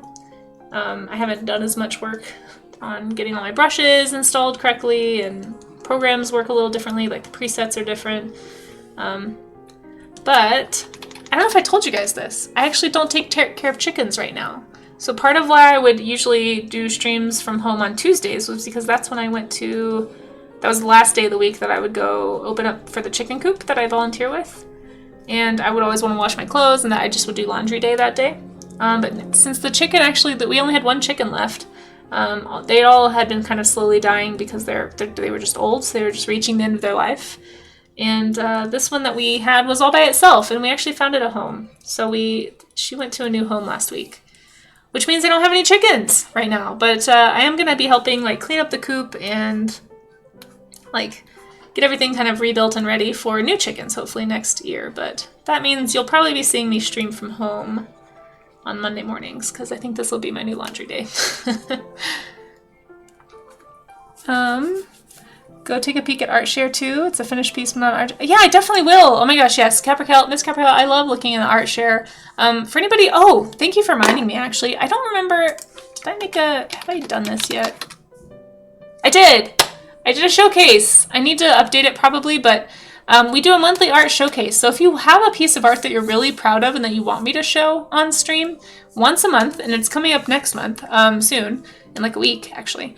Once a month we do a monthly art showcase, so if you have a piece you'd like to show off that you'd like me to share with everybody, I don't do a critique or anything, we just kind of look at it and enjoy it, and then it just gives everybody who maybe can't make it to the warm-ups or doesn't do warm-ups, yeah, it just helps kind of give everybody a chance to show off their work, because there is a ton of really awesome art in the ArtShare section on my Discord. Like, I'm always blown away by how much cool art people are making.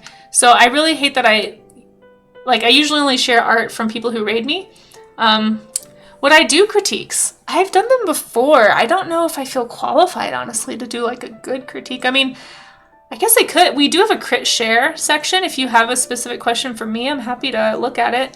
If anyone's in the Discord, let me just pull this over really fast. So just make sure that, like, oops, sorry, I didn't mean to do that. Hold on.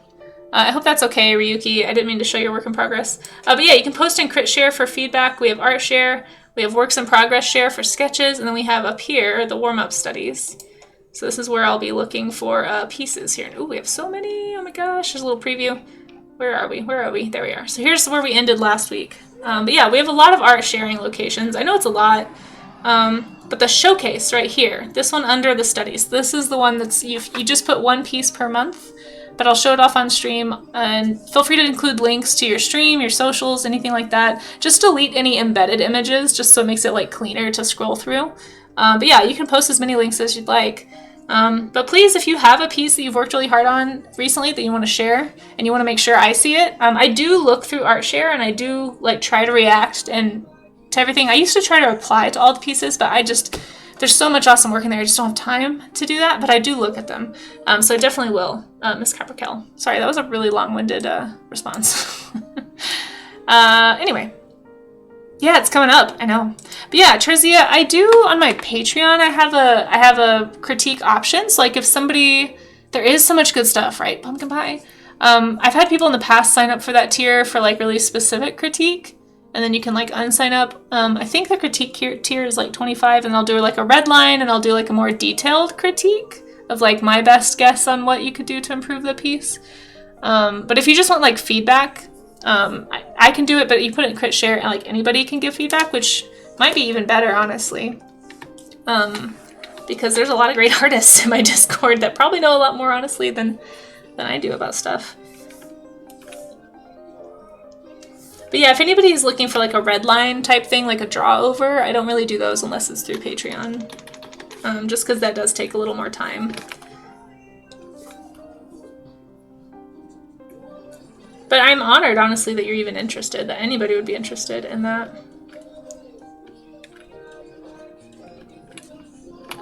I need to revamp my Patreon stuff. I have a whole bunch of things I want to offer on Patreon because I know a lot of people don't like subscribing on Twitch. They just either don't like the cut that streamers get, or they prefer to, like, they don't hang out very much in chat, so they don't care about the emotes, or, you know, they just don't like, they don't like Twitch as a company for whatever reason. So Patreon, I need to do more with it. But there is something we'll be talking about next month to do with Patreon. I do it every year. Just a little teaser for it. Anybody who is a patron at any tier on my Patreon will get my my Christmas card. I send a Christmas card in the mail with a sketch to anybody at any tier level. It's just a way to say thanks for like being in my circle. Even if you can only afford the bottom, like the $2 tier, or even a dollar, you can make your own tier. I just like being, it's basically just enough to pay for postage. And it's open to anybody in the world. And yeah, it's just a way for me to like send some holiday cheer, and I do a different Colorado animal every year. So it's fun.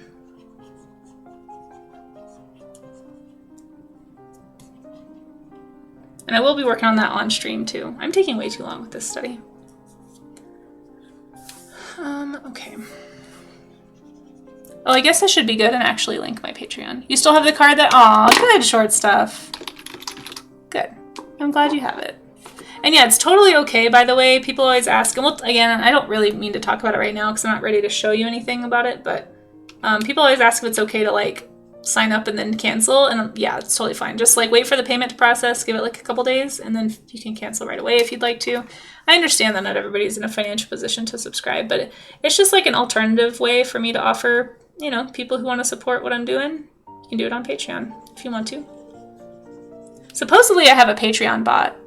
I don't think it's ever worked though. I need to look into that and make sure. Because it would be nice to know when people do that, especially if I'm live. But I need to add it to it's on my list actually of things to check. So I have a lot of stuff I gotta prepare for before I'm ready to really promote it. But one of my favorite projects of the year for sure is the Patreon cards. When do you submit the warm-up? Oh, you can do it right now if you want, if you like to, Art of DHT. If you want to join the Discord to do it in the warm-up studies section, you can, or you can just post a link here in chat. Maybe highlight it or something for me, or just make sure a mod sees it, because maybe they could help me make sure I don't miss anything. Because I do sometimes get a little scatterbrained. Not that you guys have ever seen evidence of that on stream, obviously, but, you know, just in case I happen to miss it. I just want to make sure I don't miss anybody. I also really, really need to, like, play with more brushes in Krita.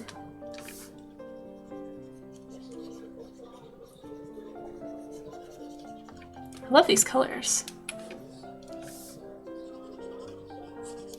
Oh yeah, thanks Amaze. I appreciate that. Amaze said if you post a link in chat to an image, so a mod can check it and make sure it's work safe, and then highlight it for us, which is awesome. Thank you. Appreciate that. Yeah, the only thing I ask is that whatever study you do, even if it's not what I did, just make sure it's work safe. I don't like being in trouble on the Twitch. Amaze is fantastic. Yeah, he does a lot of stuff around here. All my mods are great, though. I appreciate any amount of time anybody has that they were willing to spend here, but I keep telling Amaze he needs to take some vacation. I feel like he works really hard. You do a lot, Amaze. We all appreciate you. Mod love. I need to make a mod love emote, too. I need more emote slots. I have too many emote ideas and not enough slots. Alright, I'm getting a little probably too in the weeds with this study.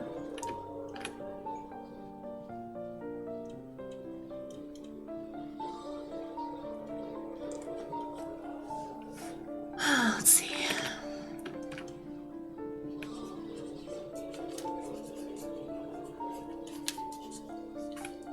But yeah, thank you guys for helping me keep it work safe and pretty family friendly. I feel like we do a pretty good job around here. I do have friends and some folks I know that watch these streams with kids, especially the warm-up streams, because the kids like to draw along, so I do appreciate that. Also, I don't know, I like keeping it chill. Nothing too jarring will be on screen. So appreciate that with your studies. Okay,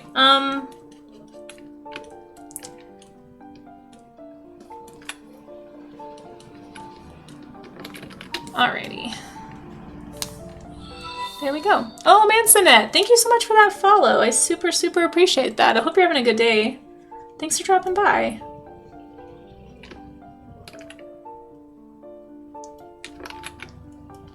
We are just wrapping up the studies here. I'm going to finish this color study. Just add a few details. It always looks so bad until I get a few little like tiny details in, then suddenly it like pulls it together.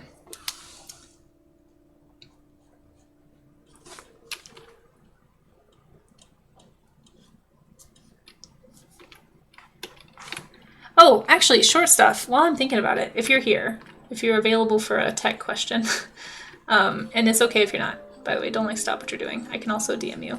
But I don't know if you remember me telling you that my CPU fan was making like this really loud noise every time I started up the PC. This is my old setup, not my new one. And I was like, man, I can't figure out what fan it is or like what's happening. It stopped doing it for like months, like for a really long time. And then I noticed this morning when Steam came on automatically and then that fan came on. And so I'm thinking it must be, does that mean it's probably the CPU fan that's making a buzzing sound? Because it's like overheating, because it's like extra things are running? Or is that just coincidence? Because I know there's like things I need to replace on this setup. It's not dirty. No, I've cleaned it multiple times. It's like spotless. It's not dirty. That is a good thought, but no, there's no dust or anything in there. I could probably blow it out again. It's been a few weeks, but yeah. I was just curious if that meant anything. Mansonet says, I've been lurking while I played The Sims. Aw, well, thank you so much for lurking. I'm honored to have you here. Hope you had a good Sims game. I used to play a lot of Sims. Every once in a while I play games on stream, and Sims was one of the options on the first poll. I can always bring it back. Yeah, no worries. And again, if it's, I know you're super busy, so please don't go out of your way. I was just curious if you had thoughts. Did you see my schedule question? I did not. No. Can you repeat it? I'm so sorry. Pumpkin Pie says, I like to describe the middle stage of drawing where it doesn't look the best as the middle stage of a Pokemon evolution line. It is the awkward teenager part. It's like this part is always like, oh, it's kind of messy. And then you add a few little things. Like, so for example, I can add like this, the eye, and just crisp up a few details. So watch. Yeah, I know exactly what you're talking about, Pumpkin Pie. Yeah. So it's like you add a few details of my little anime eye right there. Just a few edges, and like all of a sudden it just kind of will like pull together. It's always fun to watch, honestly. Just like a few little defining details like that. I could also do, let's see, I see a little like shadow there. Pull that in, crisp up an edge or two. Just creating some contrast. Will kind of help things pop. And then a few little, there we go.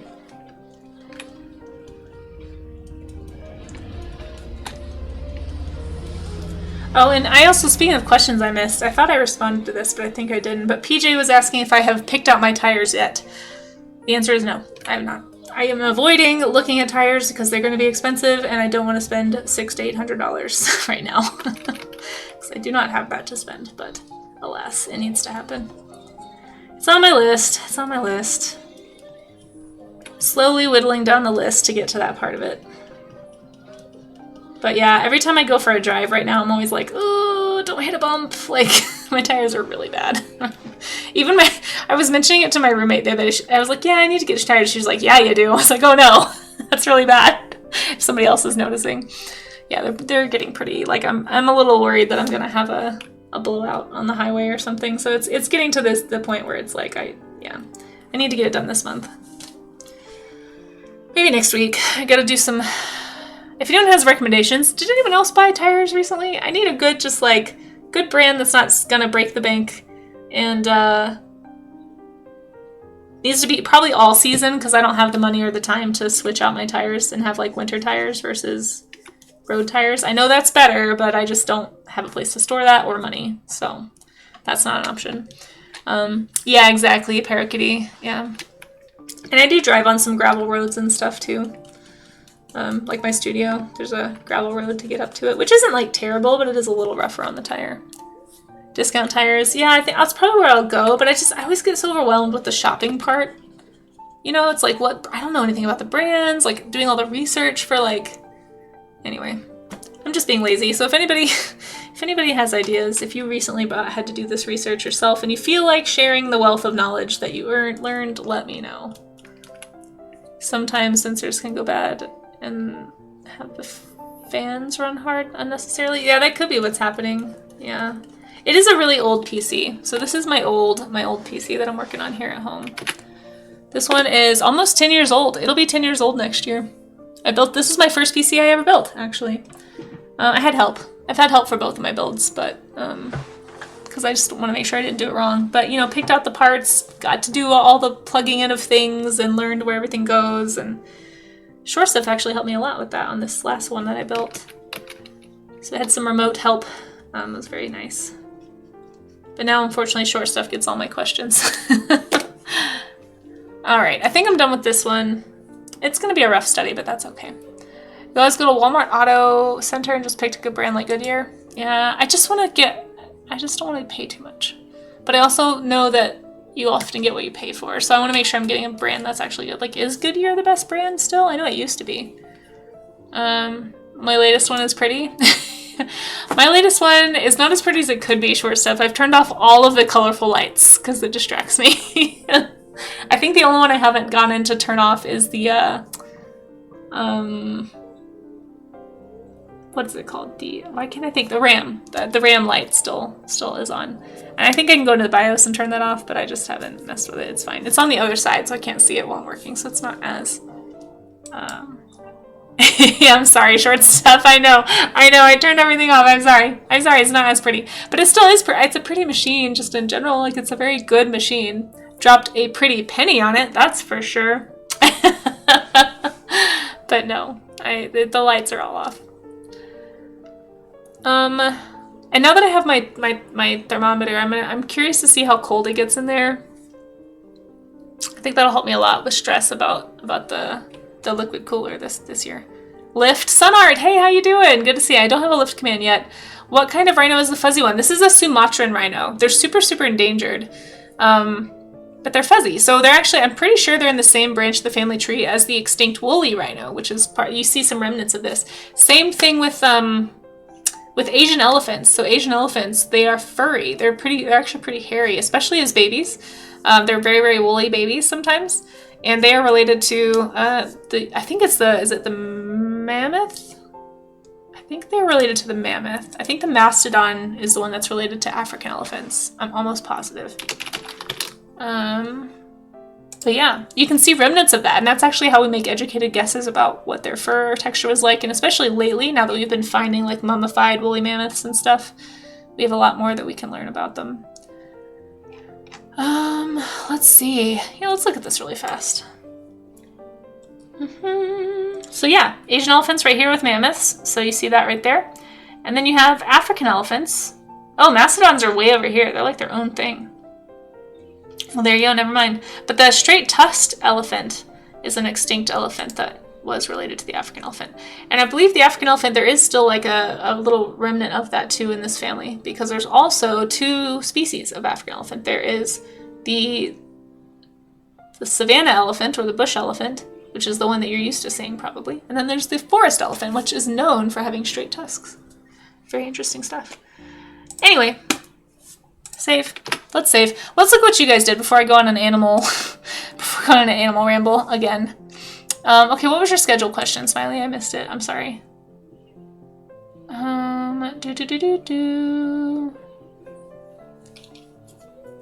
Let's see. Walmart offers a lifetime warranty on fixing flats. Oh, that's nice. My brother works for Walmart. Maybe I'll see if he has discounts. Probably not. I don't think they give them to family.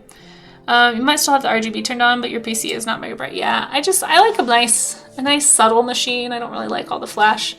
I have a gaming laptop, and I turned off the flashing lights in the keyboard, but every once in a while when it boots up, it like forgets or something, and it like turns that on. It's very annoying. Okay. Tell them exactly what you just told us. Be 100% honest, and they'll work with you. Okay, yeah, that's a good point. And then somebody told me they do a payment plan for discount tires too. All right, let's get into the warm-up section, folks. The warm-up part of this. I'm going to go over to my warm-up section of my Discord. I didn't see any links in chat, so hopefully let me know if I missed somebody. But basically the way it works every single time for the show and tell portion of this stream is that we will look at whatever was the last thing that was posted. It's whatever's below that is what we'll share. So you have basically from the end of the stream until tomorrow, the end of tomorrow's warm-up stream, if you want to do a study. If you're still working, please don't rush. I just want to make sure everybody knows, like, take the time that you want, get what you need to out of the study, and then feel free to share it with us if you'd like to, but there is no pressure. At least not coming from me. So we did a foundations study last week, so we did some like basic like Drawbox stuff and talked about how to think about things in 3D, so this was the bottom of that. Oh, there's an ad coming! Okay, can we snooze that when it gets closer to time? Just to extend that a little bit, and that way we can get through the ads. Oh, Rao! Oh my gosh, thank you so much for that follow. I super appreciate that. Pushing me closer to 1900. That's really, really kind of you. I cannot believe that we're on the path to 2K. So crazy. Thank you to everybody who's followed or talked about my streams or rated or recommended me to somebody. It really, really means a lot. Xylai, hey, how's it going? It's good to see ya. It's good to see ya. Oh, I still have to draw an animal. That's right. Thank you. Yeah, I see that right here. Yeah, let me pull that up. Yep, I see right there. I will do that. Ray of Sun. We'll do it at the end. I was going to do it right before, but we'll do it at the end. Or should I do it right before? Let's do it while I'm thinking about it, because I'm probably going to forget, actually. Let's do what I was going to do. Thank you for the reminder. Okay, draw an animal. This is a quick game. If you are still working on your sketch, you have 5 minutes. I'm going to set a timer. I have 5 minutes to draw a Troodon. Troodon was the animal that was requested. This is a game that we play. You can request an animal every 30 minutes here on my streams. Once per person, 3 times per stream, I believe. You're only 7 away from 50? Oh, that's awesome! Pyrokitty, yes, amazing. You guys, yeah, go follow Pyrokitty. Another new streamer here on Twitch. They do games. And have a very, very chill little overlay that I like a lot. Okay, how do I spell Troodon? See, I keep saying Tradoon. That's not the name. Not the name. It's Troodon. Okay.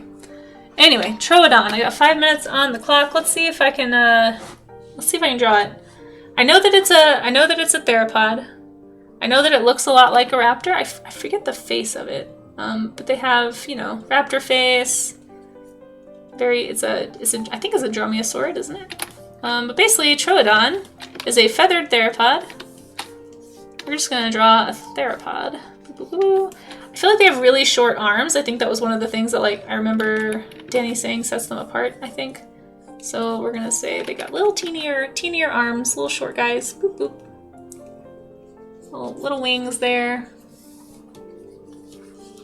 But there's a very funny joke on Paleontologizing stream about this person who was trying to say this word, which, to be fair, I'd probably say Troodon, I imagine, if I saw that. But this person decided to interpret this word as Tradoon. Like they switched the double O. And like the whole documentary or the whole like YouTube video or whatever, they just kept saying Tradoon. So now there's a Tradoon redeem on Paleontologers and stream if you haven't seen it before. It's very funny. At least I think it's funny. But it has ruined it for me because now when I see this word, all I can think is Tradoon. All right, we're gonna just do a little running Troodon. They still have the raptor claw. And by the way this works, you can look up the animal if you'd like to see how close I'm getting. I am just going to be drawing from memory, and then we'll just see how I did. Tradoon is your favorite Pokemon, yeah. Exactly. Alrighty, so there is my Troodon. I'm gonna color it in really fast. We'll see how I did. The fun thing about the coloring part is you get to do whatever you want, because we don't know what colors dinosaurs were. We have a few colors that we know they can be. Like I think they've identified oranges, browns, yellows. I want to say blue was an option as well, but I don't know about other colors. But maybe a gray. I think on some hadrosaurs they think that they were probably gray. At least the parts of the bodies were. So yeah. And we do know that counter shading existed on ancient critters too, because of I think it's Boreopelta. Is that the one that's the one that we have the skin impressions and the melanosomes or whatever they're called? Can't remember. But it's a type of ankylosaur that they have like a really good skin for. And they were able to get some like fossilized DNA out of it. Snoozed. Oh, thank you for snoozing those ads. I totally forgot they were happening. Thank you so much, Mons, for keeping an eye on that. Yeah, if it happens again, just let the timer go down. And yeah, thank you guys. You're awesome. Cause yeah, I gotta go fast. I gotta go fast because I forgot we have ads that are looming on the horizon, and I want to make sure everybody gets a chance to. I made the tail too short. Gets a chance to have their work shown. Okay. We'll just pretend. Thank you. Appreciate short stuff. Let's do a bright blue. Blink, blink, blink, blink, blink.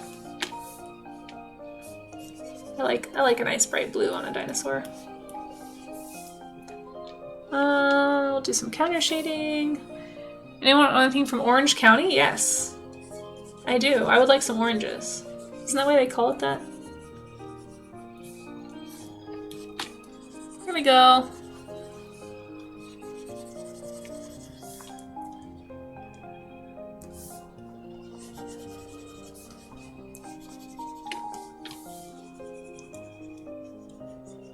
Okay, there's my Troodon.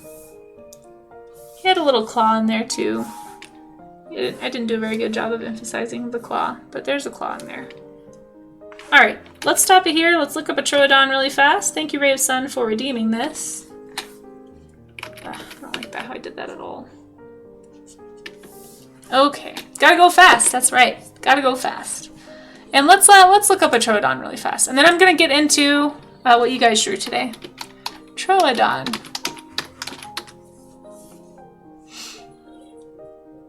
All right. Yep, so it is a theropod. Hey, this person drew it almost the same way I did. Look at that. Look at that. Bam. Troodon. Troodon. Wounding tooth. Nice. Let's learn about it really fast.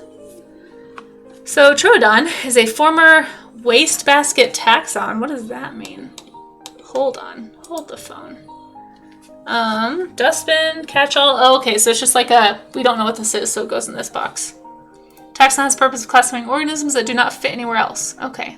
They are typically referred to by their testing members as superficially similar to each other. They're often superficially similar to each other, or their lack of one or more distinct character states by their not belonging to one of their tasks. Okay, cool. Interesting. Okay, well, it used to be one of those potentially dubious genus of relatively small bird-like theropod dinosaurs, definitively known from the Campanian age of the late Cretaceous period. It includes at least one species of Troodon formosus, known from Montana. It's thought to be a lizard until 1877. Well, that was true of a lot of dinosaurs. Several well-known troodontid specimens from the Dinosaur Park Formation in Alberta were once believed to be members of this genus. However, recent analysis in 2017 has found the genus to be undiagnostic and referred some of the specimens to the genus Stenonchosaurus, long believed to be synonymous with Troodon. Oh. Interesting, interesting. Okay, so Troodon. Here's the famous tooth. The wounding tooth. That is an extremely serrated tooth. That is scary. Comparison of teeth. Ah, interesting. Well, look at all this, guys. I wish I was trying to find a skeleton. I guess we don't have one? Oh, no, here we go. Here we are. Little troodontid right there.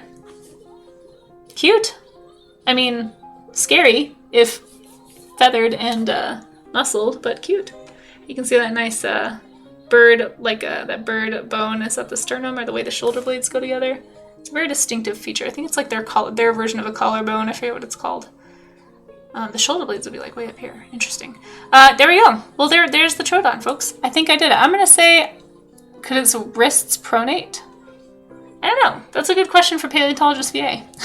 I have no idea. I do know that we are going to... The skull is really cute. Yeah. I do know that we have to look at some art, though. So I don't want to spend too long getting sucked into it.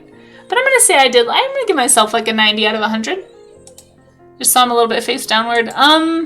It could be, honestly, it's kind of hard with like museum specimens. Sometimes they're poorly articulated, you know? So I don't really know. I learned recently that actually, and thank you for that, Ray of Sun. I've learned recently that I guess smilodons are often incorrectly displayed in museums. So just to make the teeth look bigger, or because we like that. But like if you look at a smilodon skull, there's a line on the tooth that is often portrayed as being visible, but it would have been the gum line, basically. You see this in modern animals as well. Let me see if I can find a smilodon skull really fast. Just as an example of how it sometimes helps to like know something about the creature. But yeah, so like see this tooth, this line on the tooth? This brown, that would have been the gums. So this should actually have been like pushed way up here into the skull, which is kind of interesting. So like this is what would have been visible, stuff below that line. Just like in every other tooth, you have the same thing. Like right down here, you can see the lower tooth, like that's where the gum line should be. So that's how thick the gums were on the bottom teeth. So it stands to reason that they wouldn't be too much thicker, or at least not this much thicker. Because like with this, if you took this animal and gave it a gum line at this stage, like it would look ridiculous. Like there's no reason that the gums on this creature would go to here, you know? Like that just doesn't make sense. So it's just like, really? This much gum and then it's that much up here? So yeah. Hate to ruin a Smilodon for you guys, but the teeth weren't that long. I mean, they were, just a lot of them were in the skull, like most other teeth. Interesting stuff. Okay, so yeah, it's hard to tell sometimes with the way somebody decides to arrange a skeleton, I suppose. I believe they carried them sideways, though. I don't think they carried them like this, if that's what you mean. Like, I think they tuck just like a modern birds. Like birds, they can like flatten, like fold their wings. What they're doing is their wrist bones can actually like go like that. And so I think that's probably what they did. But I could be wrong. I am not a paleontologist. I'm not a scientist, guys. Like I always say, I'm not a pro. I just draw stuff and ask questions. Okay, let's look at art. We have an ad break that's going to come up in a little bit, but hopefully I can get through a few. You had a few extra minutes there, guys, so hopefully you took advantage of those, but we are going to look at some stuff. So here we have Charzia. Let's see. Charzia. If you guys aren't following Charzia, go give Charzia a follow. Does incredible art.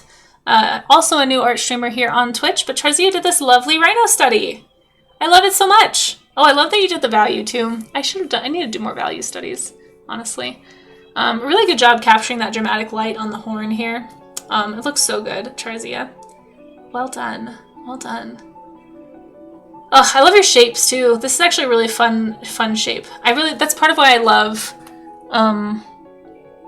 rhinos. I love drawing them. They have such really pronounced body shapes. There's so much you can play with there. You did a great job with this, Charzia. I hope you had fun. I hope you learned something. It sure looks great to me. And yeah, you guys go follow Charzia. Always does amazing work. Always honored to get to draw with you here. The eyes, I know. Aren't they cute? So shiny. Oh my gosh, Chris, right? Not a rhino, but he had a penis. I love it. See what I mean about Chris Wright and shape language, guys? Like, how even do you, though? It's so good. I love how you exaggerated all these shapes here. You guys gotta give Chris Wright a follow as well. He does fantastic art too, and you won't regret it. You won't regret it.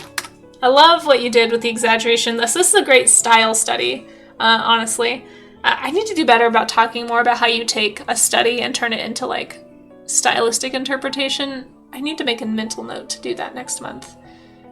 We are going to do more shape language stuff, and I think they kind of go hand in hand a little bit, especially when you're doing character art. But yeah, just like, you can tell like Chris was looking, but also like applying definitely his own style to this. Looks fantastic, Chris.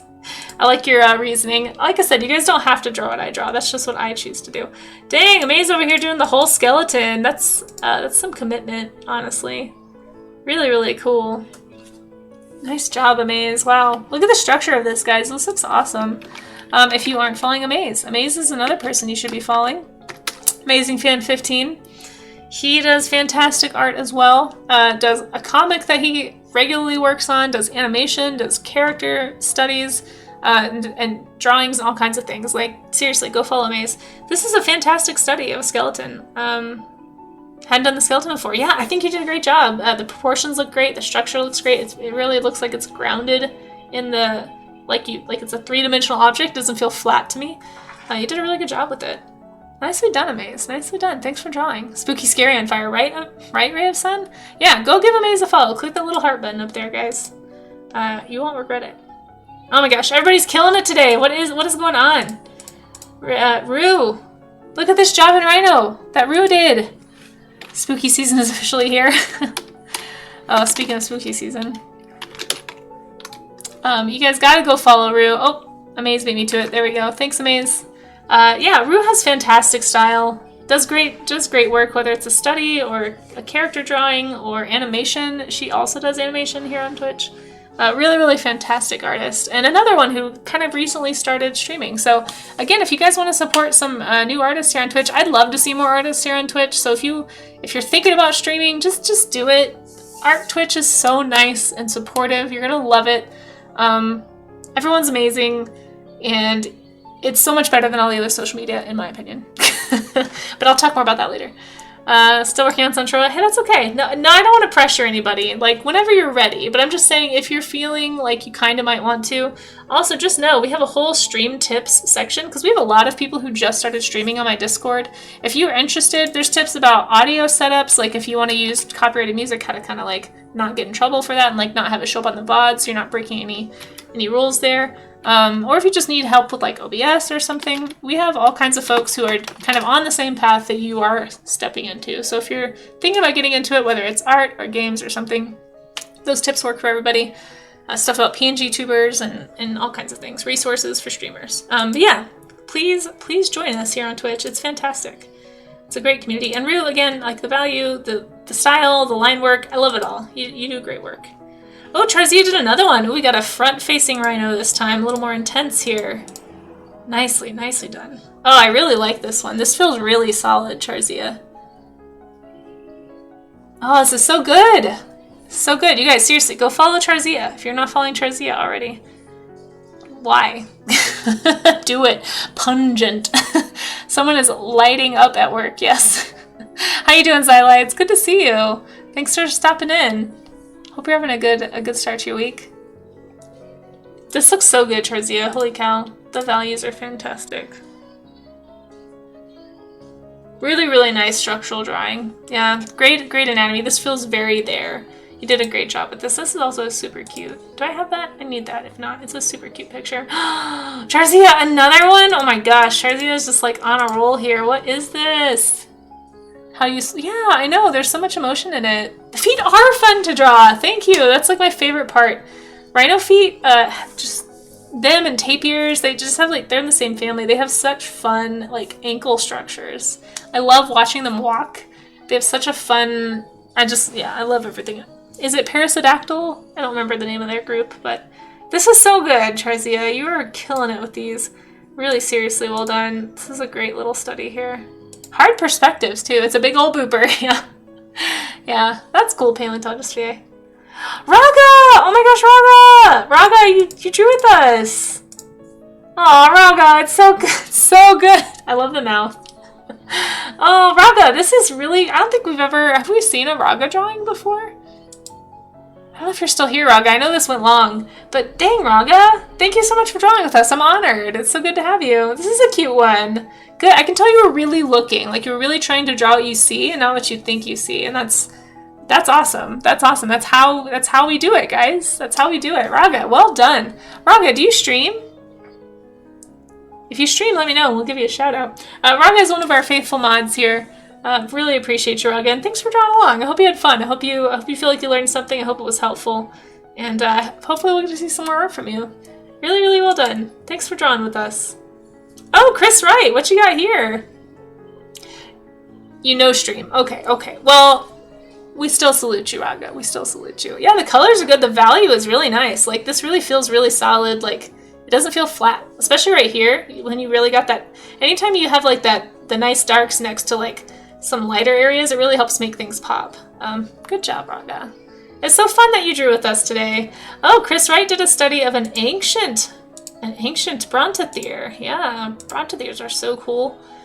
Oh my gosh, Chris, your style. Chris, stop it. Oh my gosh, I hate how much I don't hate it. I love it. I love how much I hate how much I love it. It looks so good, Chris Wright. Such strong style. Like, do you guys see what I'm talking about with like kind of taking the study? So this is a good example of how to take a reference and apply like a style to it. So like you're still keeping the anatomy is there, it feels solid, but it's definitely stylized. And again, I need to be better about talking about doing stuff like this, but this is a great little reference study here. Very, very fun with the shape language for sure. I like how you pulled up a real rhino next to it. That's a really good idea to help you understand the anatomy and like what's going on of this, like this one here. Oops, do we have an ad? Oh, we're out of snoozes. We're out of snoozes. All right, we're gonna go out on Chris's here. We'll pause. Let's do. Can't snooze it anymore. Okay, thanks, Short Stuff, for being on top of that. I appreciate that. We're gonna take a stretch break while we're in ads. Okay, so if you get stuck in ads, just know all we're doing is stretching. I might eat some breakfast. It is now noon, and my oatmeal is very cold. Let's see. Will I like this? I don't know if I'm gonna like this. Nope. That needs to be warm. Okay, let's stretch. I'm gonna go warm up my breakfast. Venture into ads. Yes, I'm so sorry about the ads, guys. Yeah, you did great, Short Stuff. Thank you so much. Okay, so we do some carpal tunnel stretches here, just to kind of keep everybody limber. Also do a posture stretch. We haven't done that one today. Kind of get your, yeah, it really needs to be warmed up. Oatmeal is not good cold, just FYI, in case you're wondering. That's right, stretch and hydrate break, that's all we're doing. Oh. So basically with the posture stretch, you want to kind of like arch your spine, like curve, kind of like almost an S shape, and squeeze your shoulder blades together behind your back, and kind of try and even like push your neck back. This is a good way to prevent getting like a neck hump or a hunch, if you're worried about that. It can also correct one if you have the beginnings of one.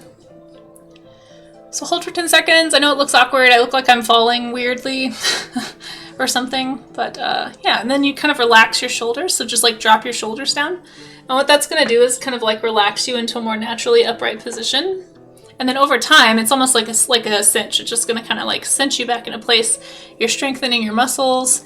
You're stretching out your pecs to kind of like push so that they naturally want to sit here instead of here. So like a lot of people, we have a bad shoulder roll problem in the tech age. So anyway, something I learned from my physical therapist. All right, I kind of want to warm up my oatmeal, but I also don't want to eat on stream. There we go. I am very hungry.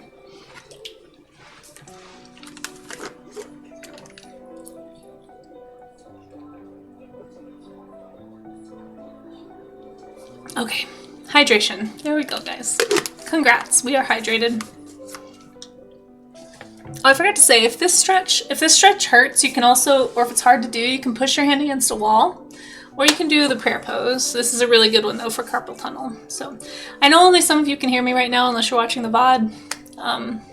But for those who need somebody to stretch along with. Okay, we got like 10 seconds left or 20 seconds left or something. get ready. Gonna move on to the next one. Oh, you're good. You're good. It's interesting to see what each person chose to show from Rhino's forms. Yeah, there's so many. That's true, Ray of Sun. Yeah, yeah. This is part of why I get so excited about Art Gem. It really is encouraging to see, like you said, how other artists interpret things, like what you observed versus what Chris observed, versus what Charcia observed, or Maze. Like, it's just really interesting to see what stands out to each artist. And it can kind of influence the way that you observe things too, right? Like, notice, like, seeing how Chris noticed, like, how he interpreted this ribbing structure or this muscle here, that could be something that you think about next time you go to make a drawing. You know, like, I don't know, it's just really fun to draw with other people and feel like you're not the only one struggling, number one, but also just get inspired by what other people notice, and it causes you to be a more critical thinker maybe with noticing and observing. And because remember, for anyone who's just getting here, that's all art is. It's just training your observation eye, folks. That's all you're doing. Training that eye. And speaking of training the eye, look at Amaze here, rocking and rolling with another one. Oh, this looks so good. I love the shapes. See, and I love these. It's really interesting to me, Amaze, to see like soft shapes from you. I feel like so often when I see your work, it's very like lots of hard edges and geometry and angular and action, and like it's really interesting when I get to see like a rounded shape.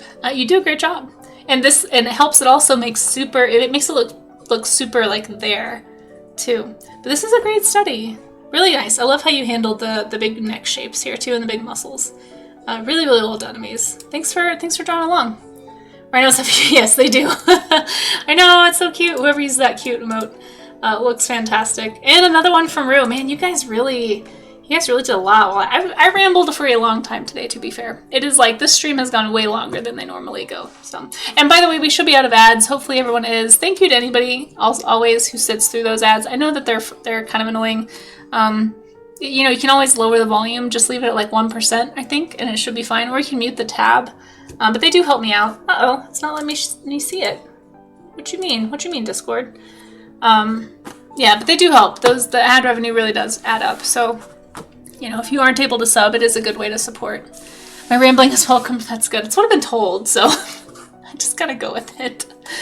I sometimes worry that I am a little too rambly, but oh my gosh, Rue, what the heck?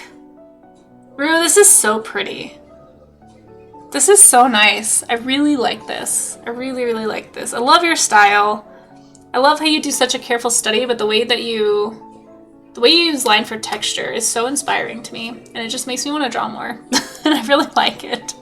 So thank you for drawing and inspiring me and everybody else. Everybody. Thank you everybody for inspiring each one of us with all of the fantastic work. Sorry, I have a lot of tabs open here.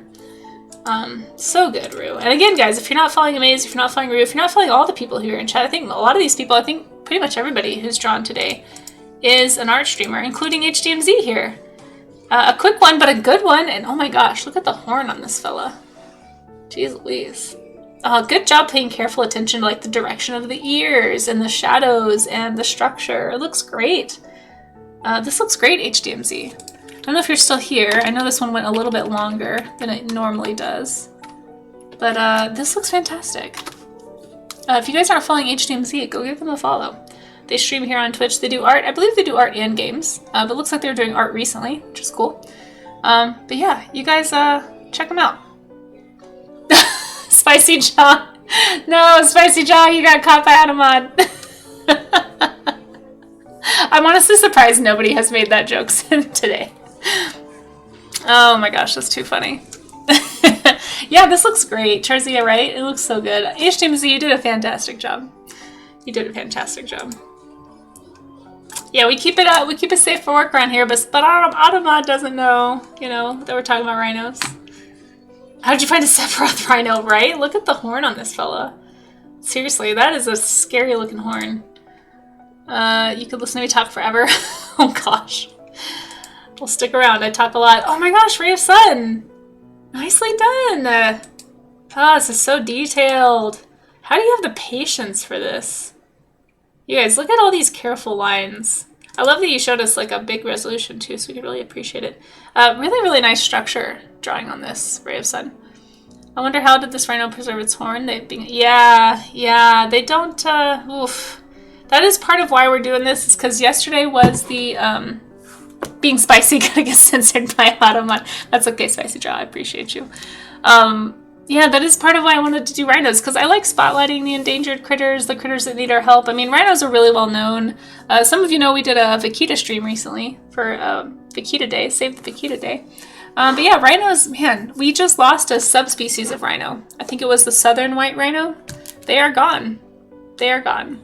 There's no more of them in the whole world. That happened a couple of years ago. It's super sad. And I don't know. I think it's easy to think that something is being done. You know, we just kind of assume something is being done. And then when you hear about a large, well-known animal like a rhino going extinct in our lifetime, it's just like, man, we really are not paying enough attention. we gotta keep in mind. I know it's not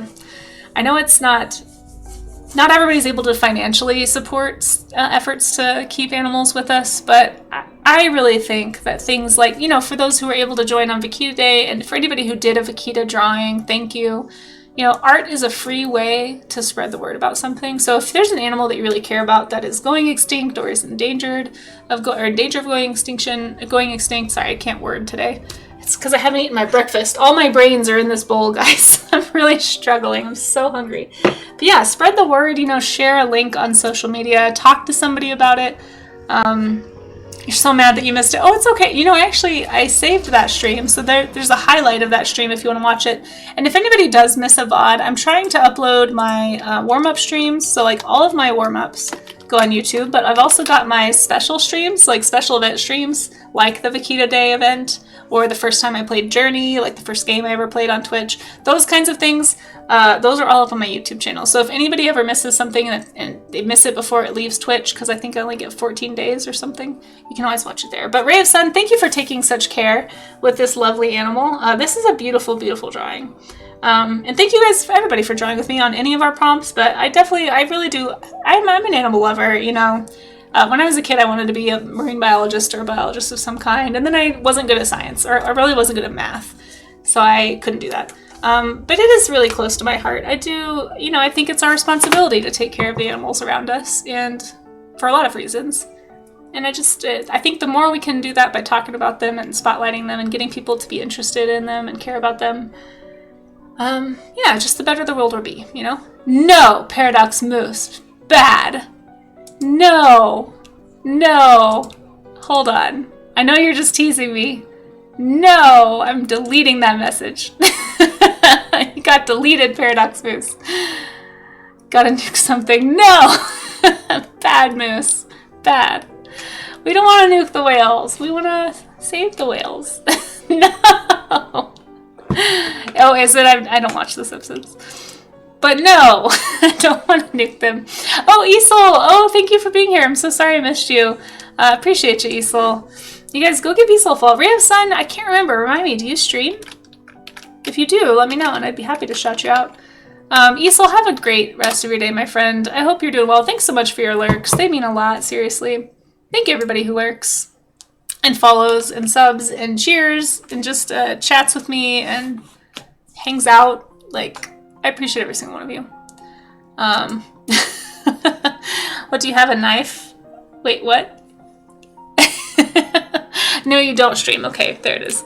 Yeah, well, you do beautiful work. So, like, look at the soul you captured in these eyes. Like, this is just gorgeous. There's so much character, especially to like a big, heavily wrinkled character like a rhino. It's just really fun. They're fun. They're fun animals to draw. So, thank you for drawing with me. You did a great job.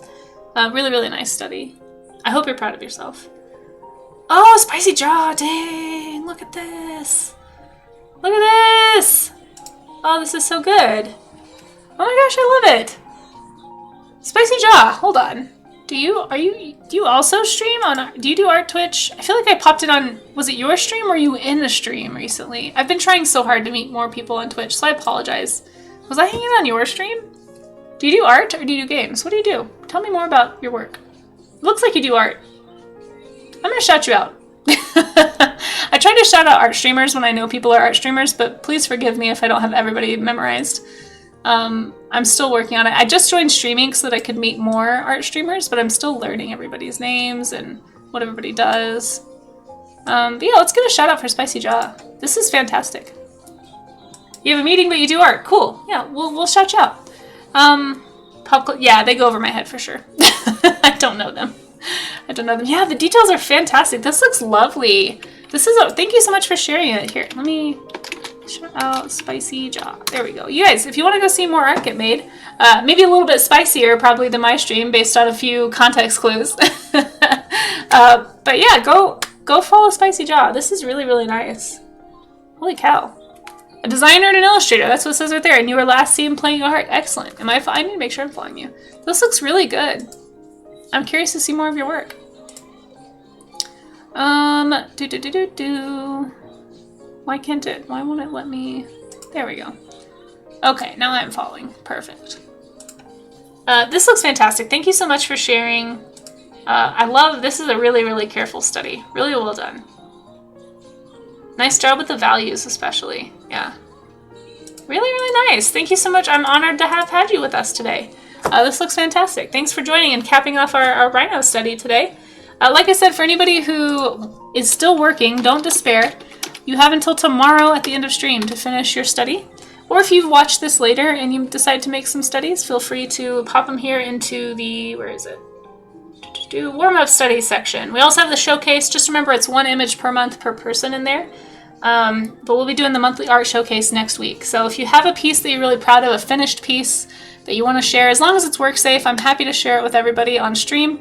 You can go read the pins in that channel for the rules. I'm not going to click it because I don't want to like accidentally show anything or spoil anything, but you can go look in there if you want. Feel free to post links to like your Twitch stream or your socials or any information you want us to have. Just be sure to delete any like embedded images so it keeps the images closer together so I have to do less scrolling. But yeah, basically for the warm-up studies, guys, I'm going to post my studies in this section. So I'll screenshot these here in a little bit, drop them in there, and then anything that is under my stuff is what we'll show for the next stream. So you have lots of time to join in and to get a workout in today at the art gym. But thank you so much, everybody. Seriously, this is a great stream. We had a lot of fun, got to meet a lot of cool people and see a lot of great illustrations, some new art today. Yeah, super fun, super fun. I am gonna go find somebody to raid, and then I'll be back in like 3 hours, almost 3.5 hours. This is a really long one. I think I rambled for a long time at the beginning of stream and got behind, so it's on me. But we're gonna go find someone to raid into. I am going to hopefully be in the studio this afternoon. I've got to finish my laundry. We'll see. The stream went a little long, so it should be okay. But let's go find someone to raid who is doing some art. I tend to want to raid WorkSafe art people. So let's see if I can find somebody who's doing that first. And if not, we'll look around for somebody else. Why is Twitch showing me people I don't follow? Hold on. They need to fix their raid thing. The old one was so much easier to navigate. Okay. Ooh, there's some really good folks on right now. Oh, Jay Stiller's on. We were hanging out with him earlier. Go say hi to Jay.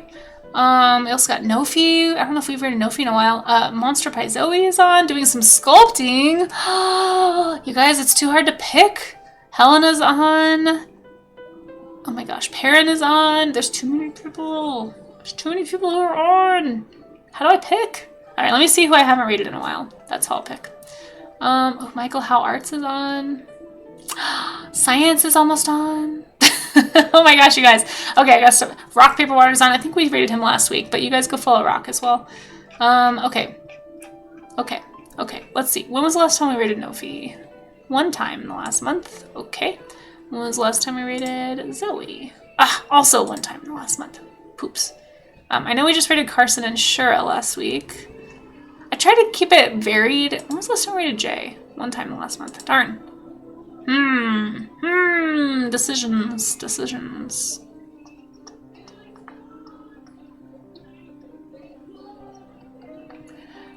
Is Perrin doing WorkSafe art? We have not rated Perrin, and Perrin is actually somebody who's doing Stream Inc.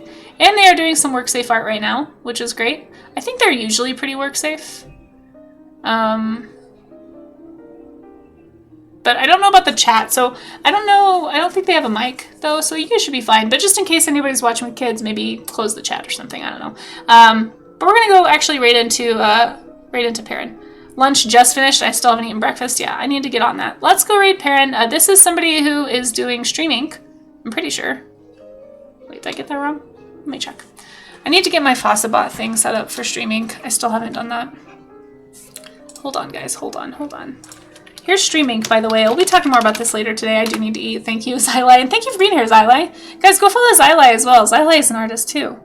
I think I saw Perrin's name on... Yeah, Perrin is doing Transparent on day 21. So the cool thing, there's this bot I need to set up where you can type !number, and it'll tell you who's streaming on that day of the month. So it's pretty cool. Haven't done it yet, though. So it's not cool here. It's just cool in other people's streams. Let's go say hi to Perrin. They're doing streaming. I'm trying to meet more of the streamingers. And yeah, let's go say hi. Guys, I don't have a raid call, so you can make up one if you want to. Or you can just, if you have a sub, you can do the Panicking Carnotaur. Like, don't panic. It's a Casey raid. I don't know. Panic. Or just make up your own. But yeah. Or just go say hi. You don't have to do a raid call. Some people don't like those. But I'll be back on in like 3 hours, guys. So we'll be working on some longer form stuff. Yeah, it was oatmeal. And then I'll see you guys soon. If not, I'll see you whenever I see you. I think my links are somewhere in chat. If not, here is the socials. If you need my socials, and then here is the Discord. And we'll catch you over on Perrin's stream. All right, guys? We'll see you in a bit. Bye-bye.